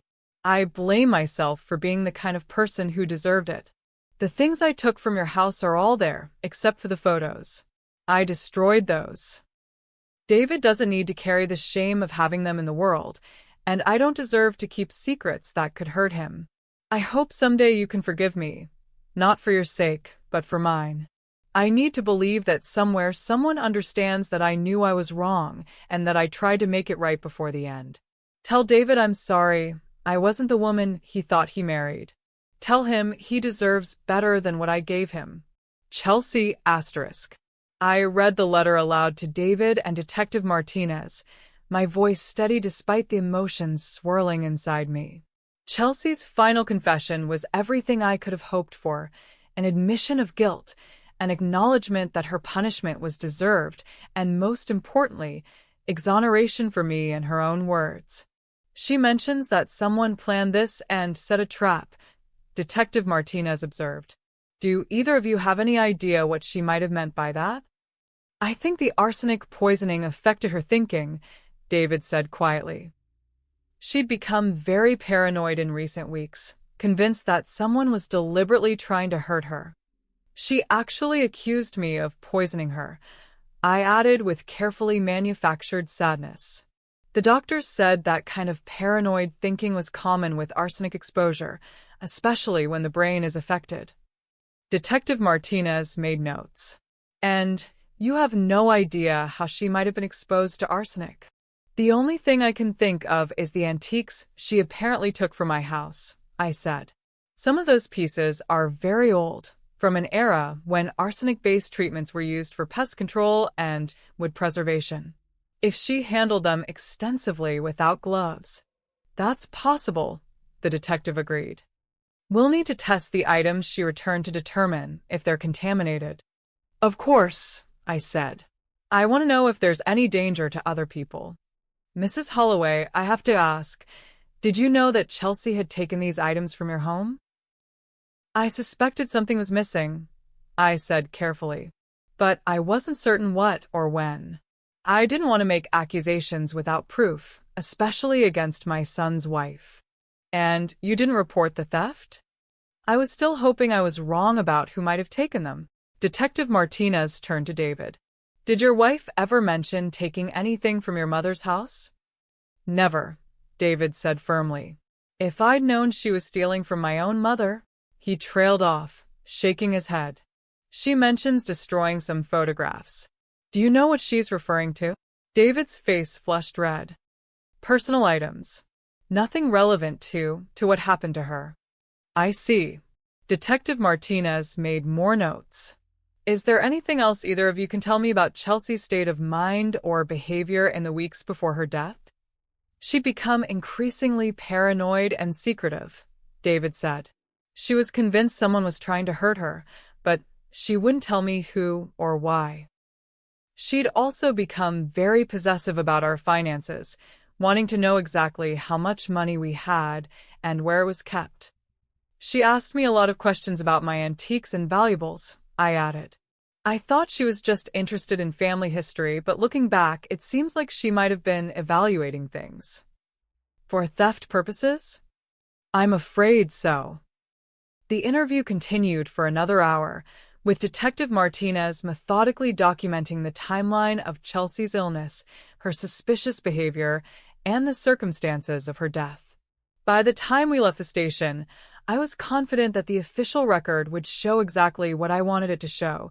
Chelsea Holloway had been a thief who'd accidentally poisoned herself while stealing antiques, then killed herself rather than face the consequences of her crimes. David and I drove home in silence, both lost in our own thoughts. As we pulled into my driveway, he finally spoke. Mom, I need to ask you something, and I need you to be completely honest with me. My heart skipped a beat, but I kept my voice calm. Of course, sweetheart. Did you suspect what Chelsea was planning? Did you know she was going to steal from you? I considered my words carefully. I knew she was very interested in my belongings. I knew she was asking pointed questions about values and security. I suspected she might try something, yes. But you didn't do anything to stop her? What would you have me do? Accuse your wife of planning to rob me based on suspicious questions and lingering looks? You would have thought I was a paranoid old woman. David was quiet for a moment. If you suspected she might steal from you, why didn't you take precautions? Move valuables to a safe deposit box, or... I did take precautions, I said carefully. I made sure that anything truly valuable was properly secured. The items Chelsea took were replaceable, but the arsenic exposure was an accident. Those old pieces genuinely could have been contaminated. I had no way of knowing the pest control methods used decades ago when they were manufactured. David studied my face for a long moment, and I could see him weighing what he knew against what he suspected. Finally, he sighed. I keep thinking I should feel worse about losing her, he said quietly. But mostly I feel relieved. Is that terrible? You feel relieved because you've learned something important about the woman you married, I said gently. You've learned that she was capable of betraying your trust in the most fundamental way possible. It's natural to feel relieved that you no longer have to live with that uncertainty. She could have destroyed my life with those photographs. But she chose not to. In the end, Chelsea did try to make amends. By killing herself. by accepting responsibility for her actions and ensuring they couldn't hurt anyone else. David was quiet for a long time. Then he looked at me with eyes that held new understanding. "You're not the sweet, helpless old lady everyone thinks you are you?" I smiled at him with genuine warmth. "I'm your mother, David. I'm someone who loves you enough to protect you from people who would hurt you, even when those people share your bed. And if that protection requires extreme measures, sometimes the most loving thing you can do is allow natural consequences to unfold without interference." David nodded slowly, and I could see him processing the implications of what I'd said without saying. He understood, on some level, that I'd played a more active role in Chelsea's downfall than I was admitting. But he also understood that whatever I'd done it to protect him and our family. "I love you, Mom," he said finally. "I love you too, sweetheart. More than you'll ever know." That evening, alone in my house for the first time in months, without the specter of Chelsea's greed hanging over everything, I opened a bottle of Henry's best wine and toasted my late husband's photograph. "Justice served, darling," I said to his smiling face. "The thief learned her lesson. Our son is safe, and our family treasures remain where they belong." Chelsea's suicide had been the perfect conclusion to her crime. She'd punished herself more thoroughly than any court could have, removing herself from David's life while simultaneously confessing her guilt and exonerating me of any wrongdoing. Some problems, I reflected as I sipped my wine, solve themselves if you're patient enough to let them. The funeral was a sparse affair held in a generic chapel across town, attended by perhaps 20 people who seemed more curious than grieved. Chelsea's family had flown in from Ohio, a defeated-looking mother and father who clearly didn't understand how their daughter had ended up dead in Vermont, married to a man they'd met only once. I sat in the back with David, who'd insisted on attending despite his complicated feelings about his late wife. He'd said it was the right thing to do, that Chelsea deserved at least one person mourning her who'd actually loved her, even if that love had been built on lies. The service was conducted by a chaplain who'd clearly never met Chelsea, reading generic passages about redemption and forgiveness, while the small congregation shifted uncomfortably in their seats. No one spoke about who Chelsea really was, the ambitious young woman who'd seen a wealthy older man as her ticket to security, the thief who'd targeted her own family, the troubled soul who'd chosen death over accountability. "She was taken from us too soon," the chaplain intoned, "but we can find comfort in knowing that she's found peace at last." David's hand tightened on mine during that part. We both knew that Chelsea's peace had come at a terrible price, one she'd paid herself rather than face the consequences of her actions. After the service, Chelsea's parents approached us hesitantly. David, Chelsea's mother, a thin woman with prematurely gray hair, looked at my son with desperate hope. "We're trying to understand what happened. Chelsea's last phone call, she sounded so strange. Talking about making mistakes and learning lessons. Do you know what she meant?" David glanced at me, then back at Chelsea's mother. She'd been struggling with some personal issues. Depression, anxiety. The doctors think the arsenic poisoning may have affected her judgment. But how was she exposed to arsenic? The police couldn't give us a clear answer. "We believe it was accidental," I said gently. "Some old antiques in my home may have been treated with arsenic-based preservatives decades ago. Chelsea handled them without proper protection." "But why was she handling your antiques?" Chelsea's father asked, his tone suggesting he suspected there was more to the story. "She was interested in family history," I said smoothly. "She wanted to learn about the pieces David would inherit someday." It wasn't technically a lie, though it omitted the crucial detail that Chelsea's interest had been financial rather than sentimental. "She seemed so happy when she married David," her mother said mournfully. "She talked about finally having the life she'd always wanted." "I'm sure she did," I replied with genuine sympathy. Chelsea had indeed gotten the life she'd wanted, at least until her greed destroyed it. We exchanged contact information and promises to stay in touch, though I suspected Chelsea's parents would prefer to forget this entire chapter of their daughter's life. They'd lost a child to circumstances they couldn't understand or control, and dwelling on the details would only deepen their pain. After they left, David and I stood in the parking lot of the funeral home, watching the other mourners disperse into the gray October afternoon. "That's it then," David said quietly. "Chelsea's story is over." "Yes," I agreed. "It is. And our story continues." Yes. "It does." We drove home in contemplative silence, both of us processing the finality of what had just occurred. Chelsea was buried, her crimes were buried with her, and David was free to rebuild his life without the weight of her deception. Over the following weeks, David threw himself into work with the focused intensity of someone trying to outrun grief and guilt.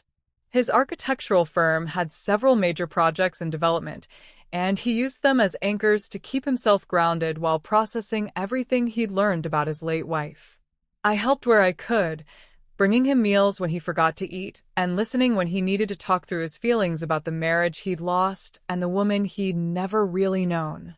"I keep thinking about the signs I missed," he said one evening as we sat in my kitchen sharing a pot of tea.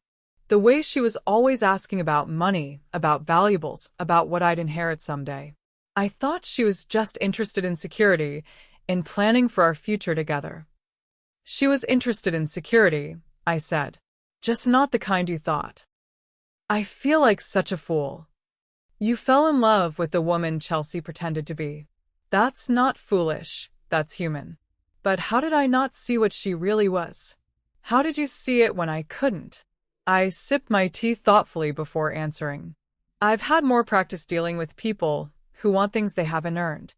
30 years of teaching gives you a very clear perspective on human nature." "You never liked her." "I didn't trust her," I corrected. "There's a difference. I wanted to like her, for your sake. But something about her felt calculated." "The whole relationship was calculated," David said bitterly. "She targeted me at that conference, didn't she? Researched my background, learned about my family's financial situation, and decided I was worth pursuing." "Probably," I agreed. "But that doesn't mean her feelings for you weren't real on some level. People are complicated, David. Chelsea could have genuinely loved you while also seeing you as an opportunity.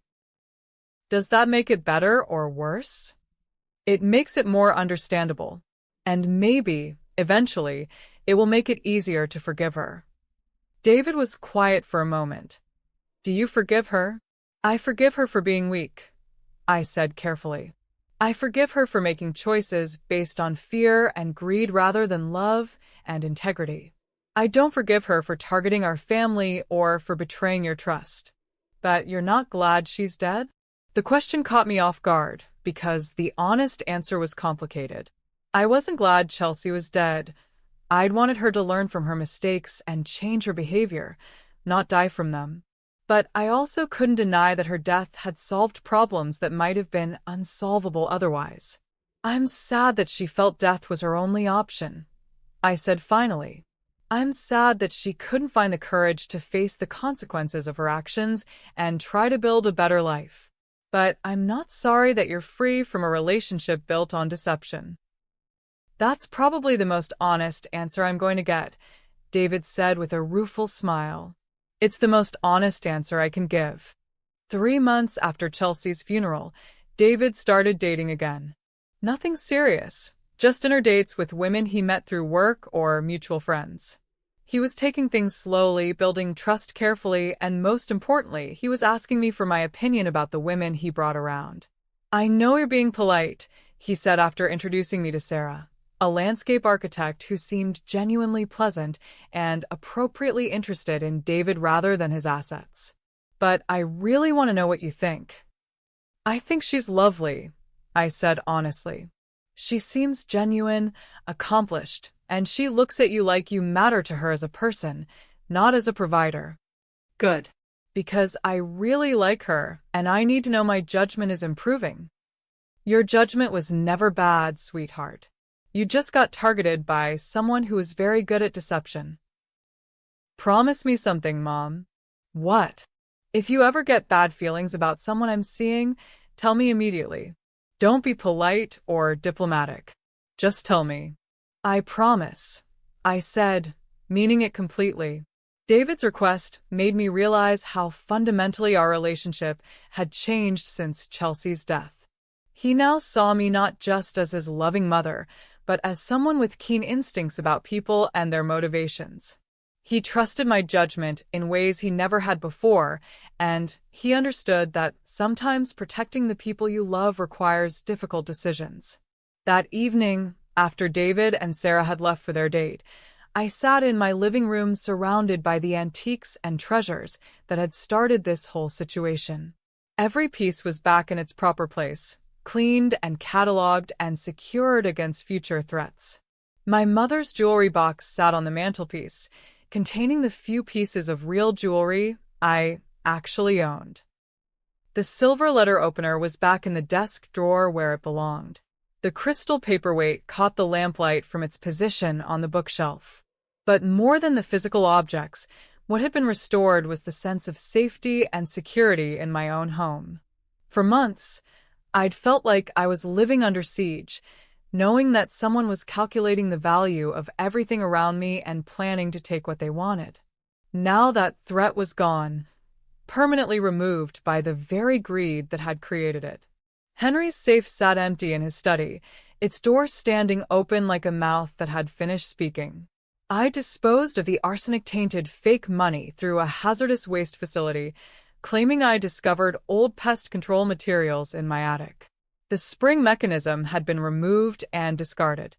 The embarrassing photographs of David had been burned in my fireplace, their ashes scattered in my garden.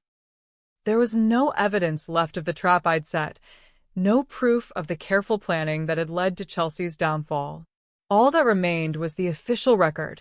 A troubled young woman had accidentally poisoned herself while stealing antiques, then killed herself rather than face the consequences of her crimes. Justice, I reflected, didn't always wear a blindfold and carry scales. Sometimes it wore a grandmother's smile and carried a cup of tea. Spring arrived early that year, bringing with it a sense of renewal and possibility that I hadn't felt since Henry's death. My garden, dormant through the long Vermont winter, burst into life with an enthusiasm that seemed to mirror my own emerging sense of freedom and security. I was kneeling among the daffodils, preparing the soil for this year's vegetable garden, when David's car pulled into my driveway. He'd been visiting more regularly since Chelsea's death, sometimes alone and sometimes with Sarah, who was becoming a fixture in his life and, I was pleased to note, in mine as well. "Mom," he called out, emerging from the car with a broad smile and a small velvet box in his hand. "I have news."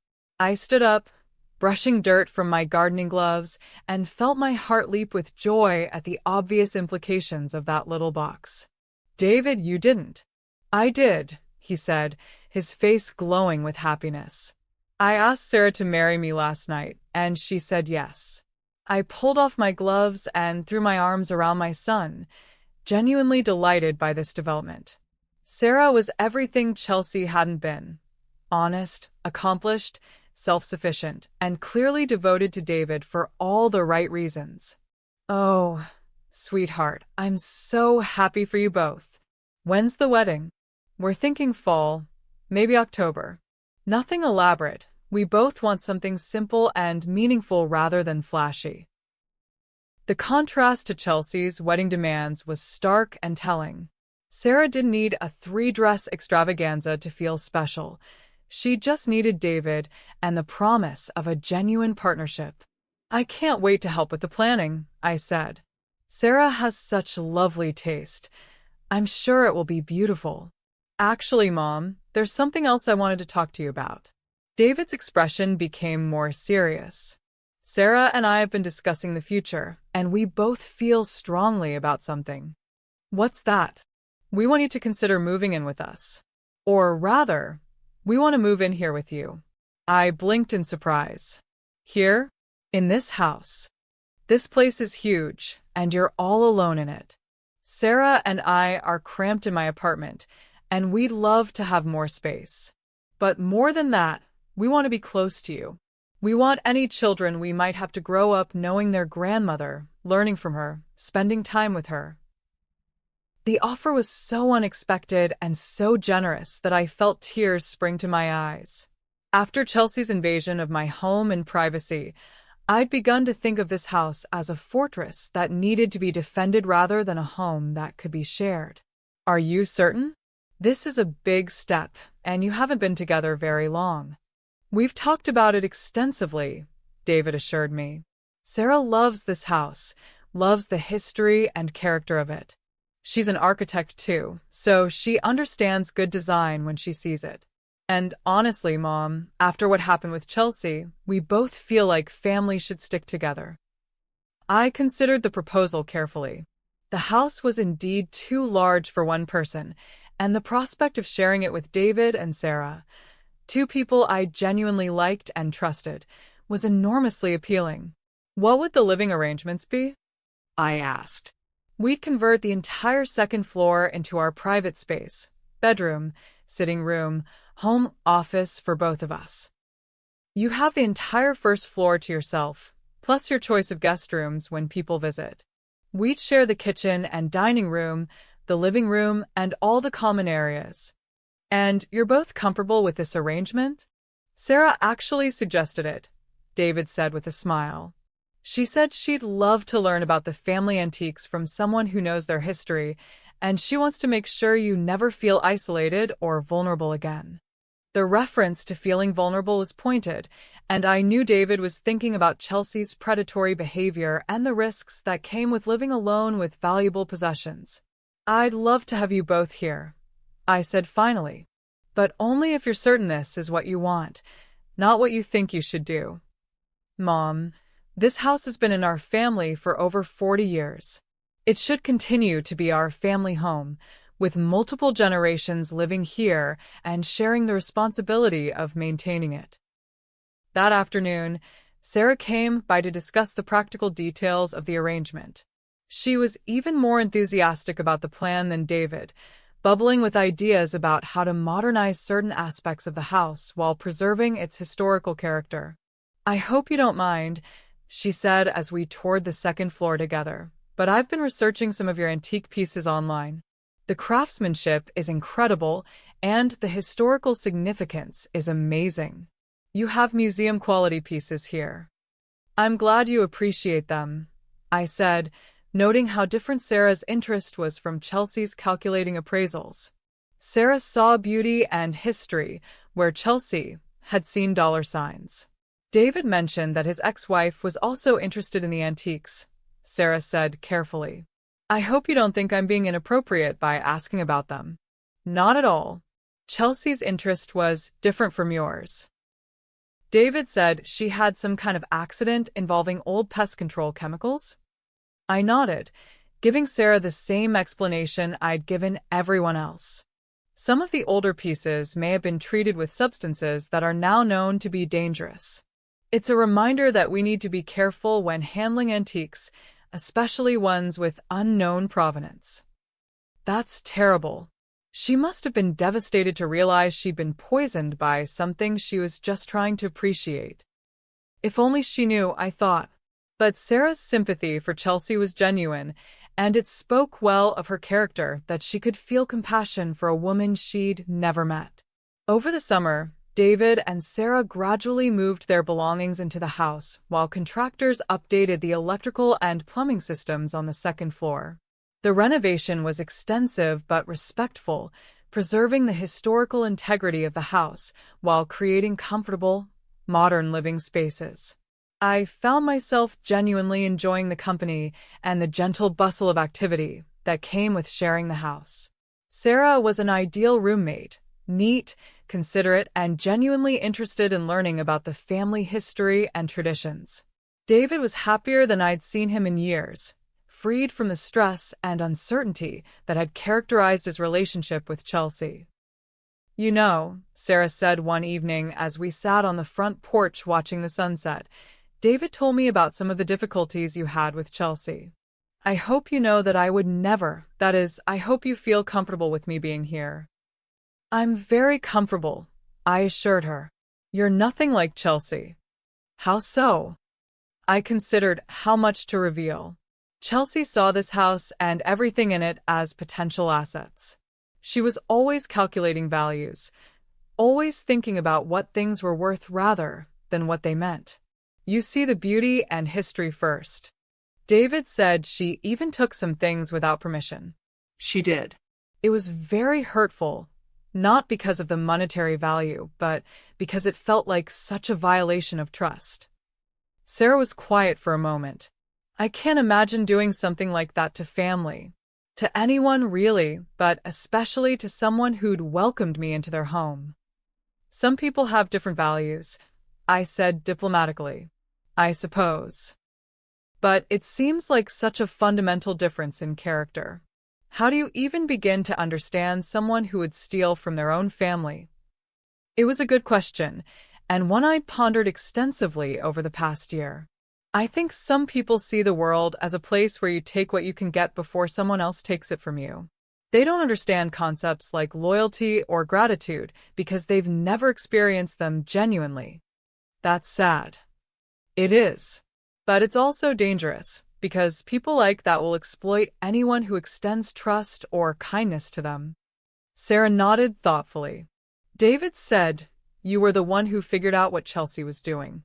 That you suspected her long before he did. Experience teaches you to recognize certain patterns, I said carefully. What kind of patterns? Questions that seem innocent but aren't. Interest that feels calculated rather than genuine. The way someone's eyes move when they're evaluating rather than appreciating. You must have been a formidable teacher. I smiled at the compliment. I had 30 years of practice dealing with teenagers who thought they were smarter than they actually were. It develops certain instincts. And those instincts told you Chelsea was trouble? Those instincts told me Chelsea was someone who wanted things she hadn't earned and would be willing to take shortcuts to get them. But David loved her.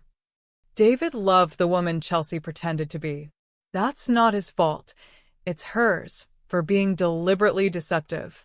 Sarah was quiet for a long moment, processing what I'd told her. Finally, she looked at me with new understanding. You protected him, she said softly. When you realized what Chelsea was, you found a way to protect David from her. I protected our family, I said simply. By letting her reveal her true nature? By creating circumstances where her choices would have natural consequences. Sarah studied my face, and I could see her working through the implications of what I'd said without saying. She was intelligent enough to read between the lines, to understand that Chelsea's downfall hadn't been entirely accidental. I'm glad David has you watching out for him, she said finally. And I hope you know that you'll never need to watch out for him with me. I love him, and I love this family, and I would never do anything to hurt either of you. I know, I said, and I meant it. Sarah's character was evident in everything she did and said. She was exactly the kind of woman I'd hoped David would find, someone worthy of his love and trust. That night, as I lay in bed listening to the gentle sounds of David and Sarah moving around upstairs, I felt a profound sense of contentment. My family was safe, my home was secure, and the future looked brighter than it had in years. Chelsea's greed had ultimately been her own destruction, removing her from our lives while teaching David valuable lessons about trust and judgment. The pain of her betrayal had made him more careful, more thoughtful, more appreciative of genuine love when he found it. 2 years after Chelsea's death, life had settled into a rhythm that felt both comfortable and secure. David and Sarah's wedding had been everything Chelsea's had not been: intimate, meaningful, and focused on the commitment they were making rather than the spectacle they were creating. They'd honeymooned in Ireland, exploring castles and learning about architecture and history, returning with stories and photographs that brought joy rather than jealousy. Sarah was pregnant now, due in the spring, and the prospect of a grandchild had filled the house with a sense of anticipation and hope that made every room feel brighter. We'd spent months preparing a nursery in one of the guest rooms, carefully choosing furnishings that would blend with the house's historical character while providing all the modern conveniences a baby would need. I was arranging flowers in the front hall one October morning when the doorbell rang. Through the side lights, I could see a woman I didn't recognize, middle-aged, professionally dressed, with a kind of purposeful bearing that suggested official business. "Mrs. Holloway?" she said when I opened the door. "My name is Detective Jennifer Walsh, Vermont State Police. I was hoping I could speak with you about Chelsea Holloway." My blood chilled, but I kept my expression politely curious. "Of course. Please come in. Is there some new development in her case?" "Not exactly new," Detective Walsh said, accepting my invitation and following me into the living room. "But there are some aspects of her death that have continued to trouble me, and I was hoping you might be able to help clarify a few things." "I'll certainly try," I said, settling into my armchair and gesturing for her to take the sofa. "Though I'm not sure what I could add to what I told Detective Martinez 2 years ago." "I've read Detective Martinez's report thoroughly," Walsh said, opening a file folder. "And I've reviewed all the evidence from the original investigation. What brings me here today is some new information that's come to light." "What kind of information?" "We've been investigating a series of antique thefts in the region, and during that investigation, we discovered that Chelsea had been in contact with several known fences and black market dealers in the months before her death." I felt my heart rate accelerate, but I kept my voice steady. "Fences. People who specialize in selling stolen goods, particularly high-value antiques and jewelry."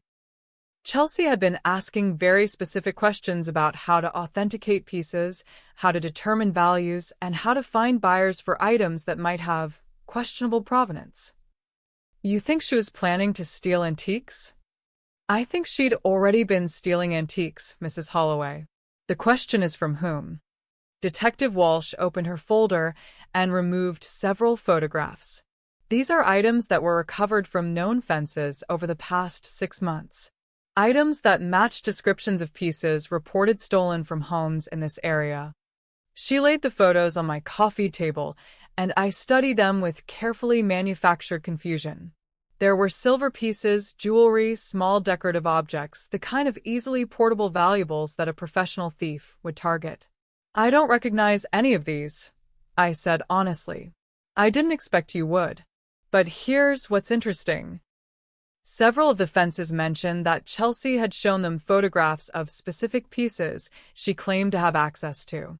Pieces she described as belonging to her husband's family. The implication was clear, but I maintained my expression of concerned confusion. "You think she was planning to steal from us?" "I think she was already stealing from you, Mrs. Holloway. The items she returned before her death, your jewelry box, the silver pieces, the crystal paperweight, those weren't the only things she'd taken, were they?" I considered my options carefully. Detective Walsh was clearly more thorough than her predecessor, and she'd done significant investigative work that Martinez had either missed or ignored. Lying outright would be dangerous if she had evidence I wasn't aware of. "I suspected some items were missing," I said slowly. "Small things, pieces I might not notice immediately, but I could never be certain when they disappeared or who might have taken them." "Why didn't you report these suspicions?" "Because Chelsea was my daughter-in-law, and I didn't want to destroy David's marriage over what might have been my own absent-mindedness. I'm 69 years old, Detective. Sometimes I misplace things. But you did take precautions?" The question was loaded, and I could see that Detective Walsh suspected I'd done more than simply notice items going missing. "What kind of precautions?" "Security measures. Changes to your routines. Perhaps ensuring that anything truly valuable was properly secured." I made sure my most important pieces were in safe locations, yes. Including the items in your husband's safe? My pulse quickened, but I kept my voice level. The safe contained family documents and a few sentimental pieces.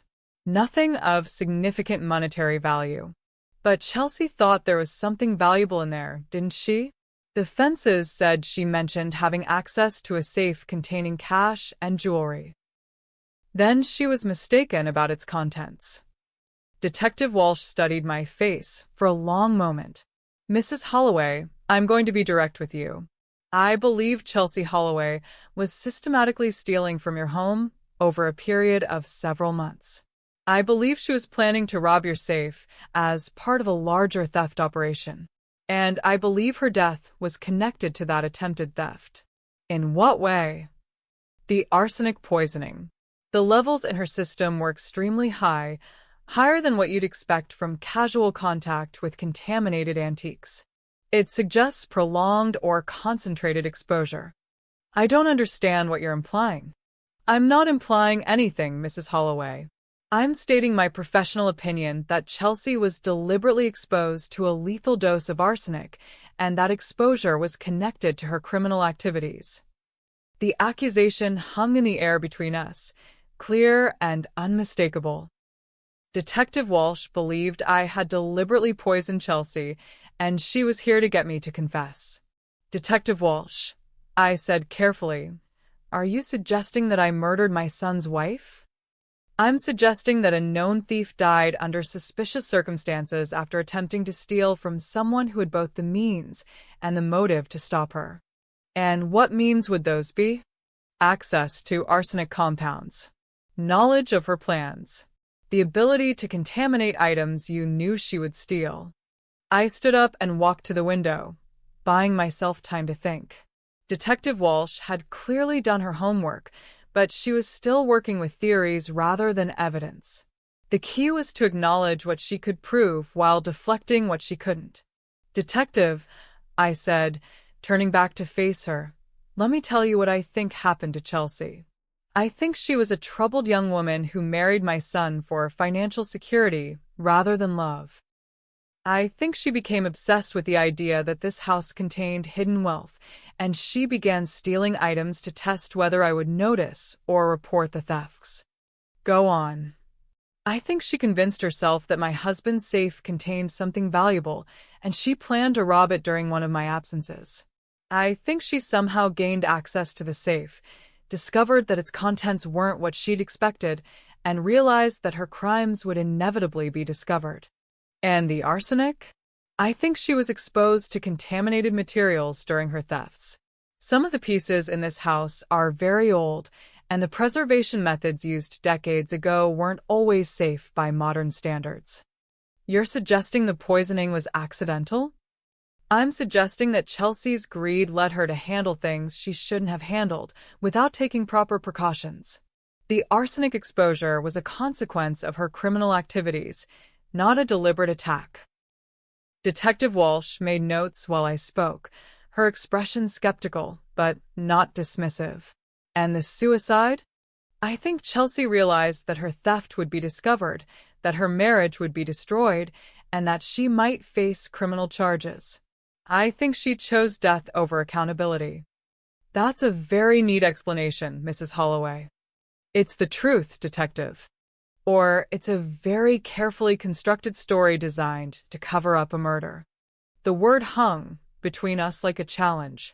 Detective Walsh was pushing hard, trying to provoke a reaction that would give her something concrete to work with. Detective Walsh, I said, returning to my chair and looking her directly in the eyes, if you believe I committed a crime, then you should arrest me. If you don't have evidence to support that belief, then perhaps you should focus your investigative efforts on cases where you do. It was a calculated risk, calling her bluff, but I was confident that she didn't have the evidence needed to support charges.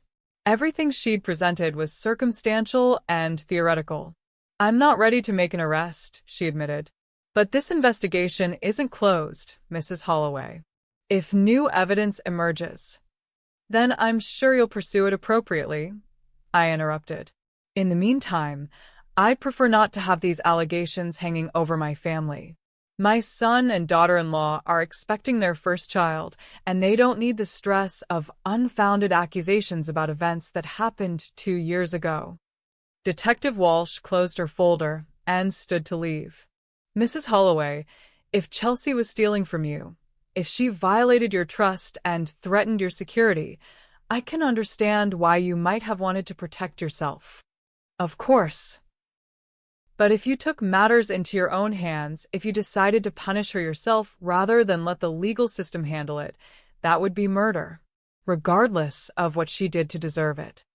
I understand the legal definitions, Detective.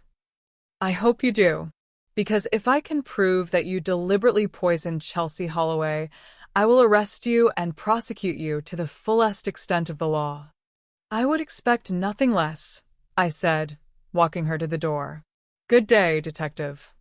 After she left, I sat in my kitchen for a long time, processing what had just occurred. Detective Walsh was clearly suspicious, but she was also clearly frustrated by her inability to prove anything. The investigation had been reopened, but without new physical evidence, it would likely remain a collection of theories and circumstantial connections.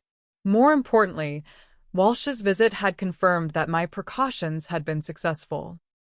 The official record still showed Chelsea as a thief who died from accidental poisoning and subsequent suicide. No evidence existed to contradict that narrative, and no witnesses could testify to anything that would implicate me in deliberate murder. When David and Sarah came home that evening, I told them about Detective Walsh's visit, framing it as a routine follow-up investigation into Chelsea's criminal activities.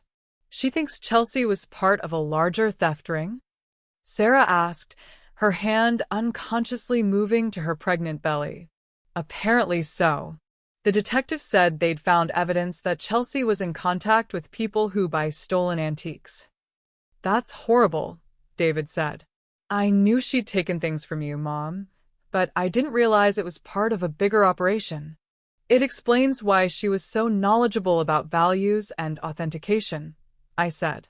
She wasn't just randomly stealing, she was targeting specific pieces for resale. Do you think there will be more investigations? Sarah asked. I doubt it. The detective seemed frustrated by the lack of concrete evidence. Chelsea's death closed off most of the leads they might have pursued. Good, David said firmly. I don't want you dealing with this anymore, Mom. Chelsea made her choices, and she paid for them. The rest of us need to move on. That night, alone in my bedroom, I allowed myself a moment of honest reflection about Detective Walsh's accusations. She was right, of course. I had deliberately poisoned Chelsea, knowing it would likely kill her. I had planned and executed what could legally be called murder, but I felt no guilt about it. Chelsea had invaded my home, violated my trust, and threatened my family's security. She had proven herself to be a predator who would continue stealing and manipulating until someone stopped her. I had stopped her. Permanently. Effectively. And in a way that ensured she would understand exactly why she was being punished. Some crimes, I believed, deserved more than imprisonment. They deserved the kind of justice that could only be delivered by someone who understood the full scope of the damage that had been done. 3 months later, Detective Walsh called to inform me that the investigation into Chelsea's death had been officially closed due to lack of evidence. The case would remain in the files as an accidental poisoning and suicide, and no further investigative resources would be allocated to it. I thanked her for her diligence and hung up the phone with a sense of profound closure. 2 weeks after that call, my granddaughter was born, a beautiful, healthy baby girl that David and Sarah named Margaret after me. As I held her for the first time, feeling the weight of new life and new possibilities in my arms, I thought about the legacy I would leave her. She would grow up in a house filled with love and genuine family treasures. She would learn about history and beauty and the importance of protecting what matters most. She would understand that sometimes, standing up for what's right requires courage and difficult choices. And she would never know that her grandmother had once been willing to commit murder to protect the family she loved. Some stories, I reflected as I rocked my granddaughter to sleep, are meant to end with justice served and lessons learned. Some villains write their own punishments through the choices they make. And sometimes, when the legal system fails to protect the innocent, ordinary people must find extraordinary ways to ensure that evil does not triumph. Chelsea had opened a safe she should never have touched, seeking treasures that were never meant for her. What she found instead was a lesson about consequences, a lesson that cost her everything she'd tried so hard to steal. In the end, she got exactly what she deserved. And my family got exactly what we needed: peace, security, and the knowledge that we were protected by someone who would never let predators destroy what we'd built together. The safe in Henry's study remained empty now, its door standing open like a mouth that had finished speaking its final word. But the real treasure, the safety and love of family, was more secure than ever. Some doors, once opened, can never be closed again. But some lessons, once learned, protect generations to come. If Margaret's story of perfect justice moved you, if her calculated protection of family gave you chills, then you belong here with us. Hit that subscribe button and ring the notification bell, because every week we bring you stories of people who refused to be victims, who turned their wisdom into weapons, and who proved that sometimes the most dangerous person in the room is the one everyone underestimates. What's your story of standing up to someone who thought you were weak? Share it in the comments below. We read every single one.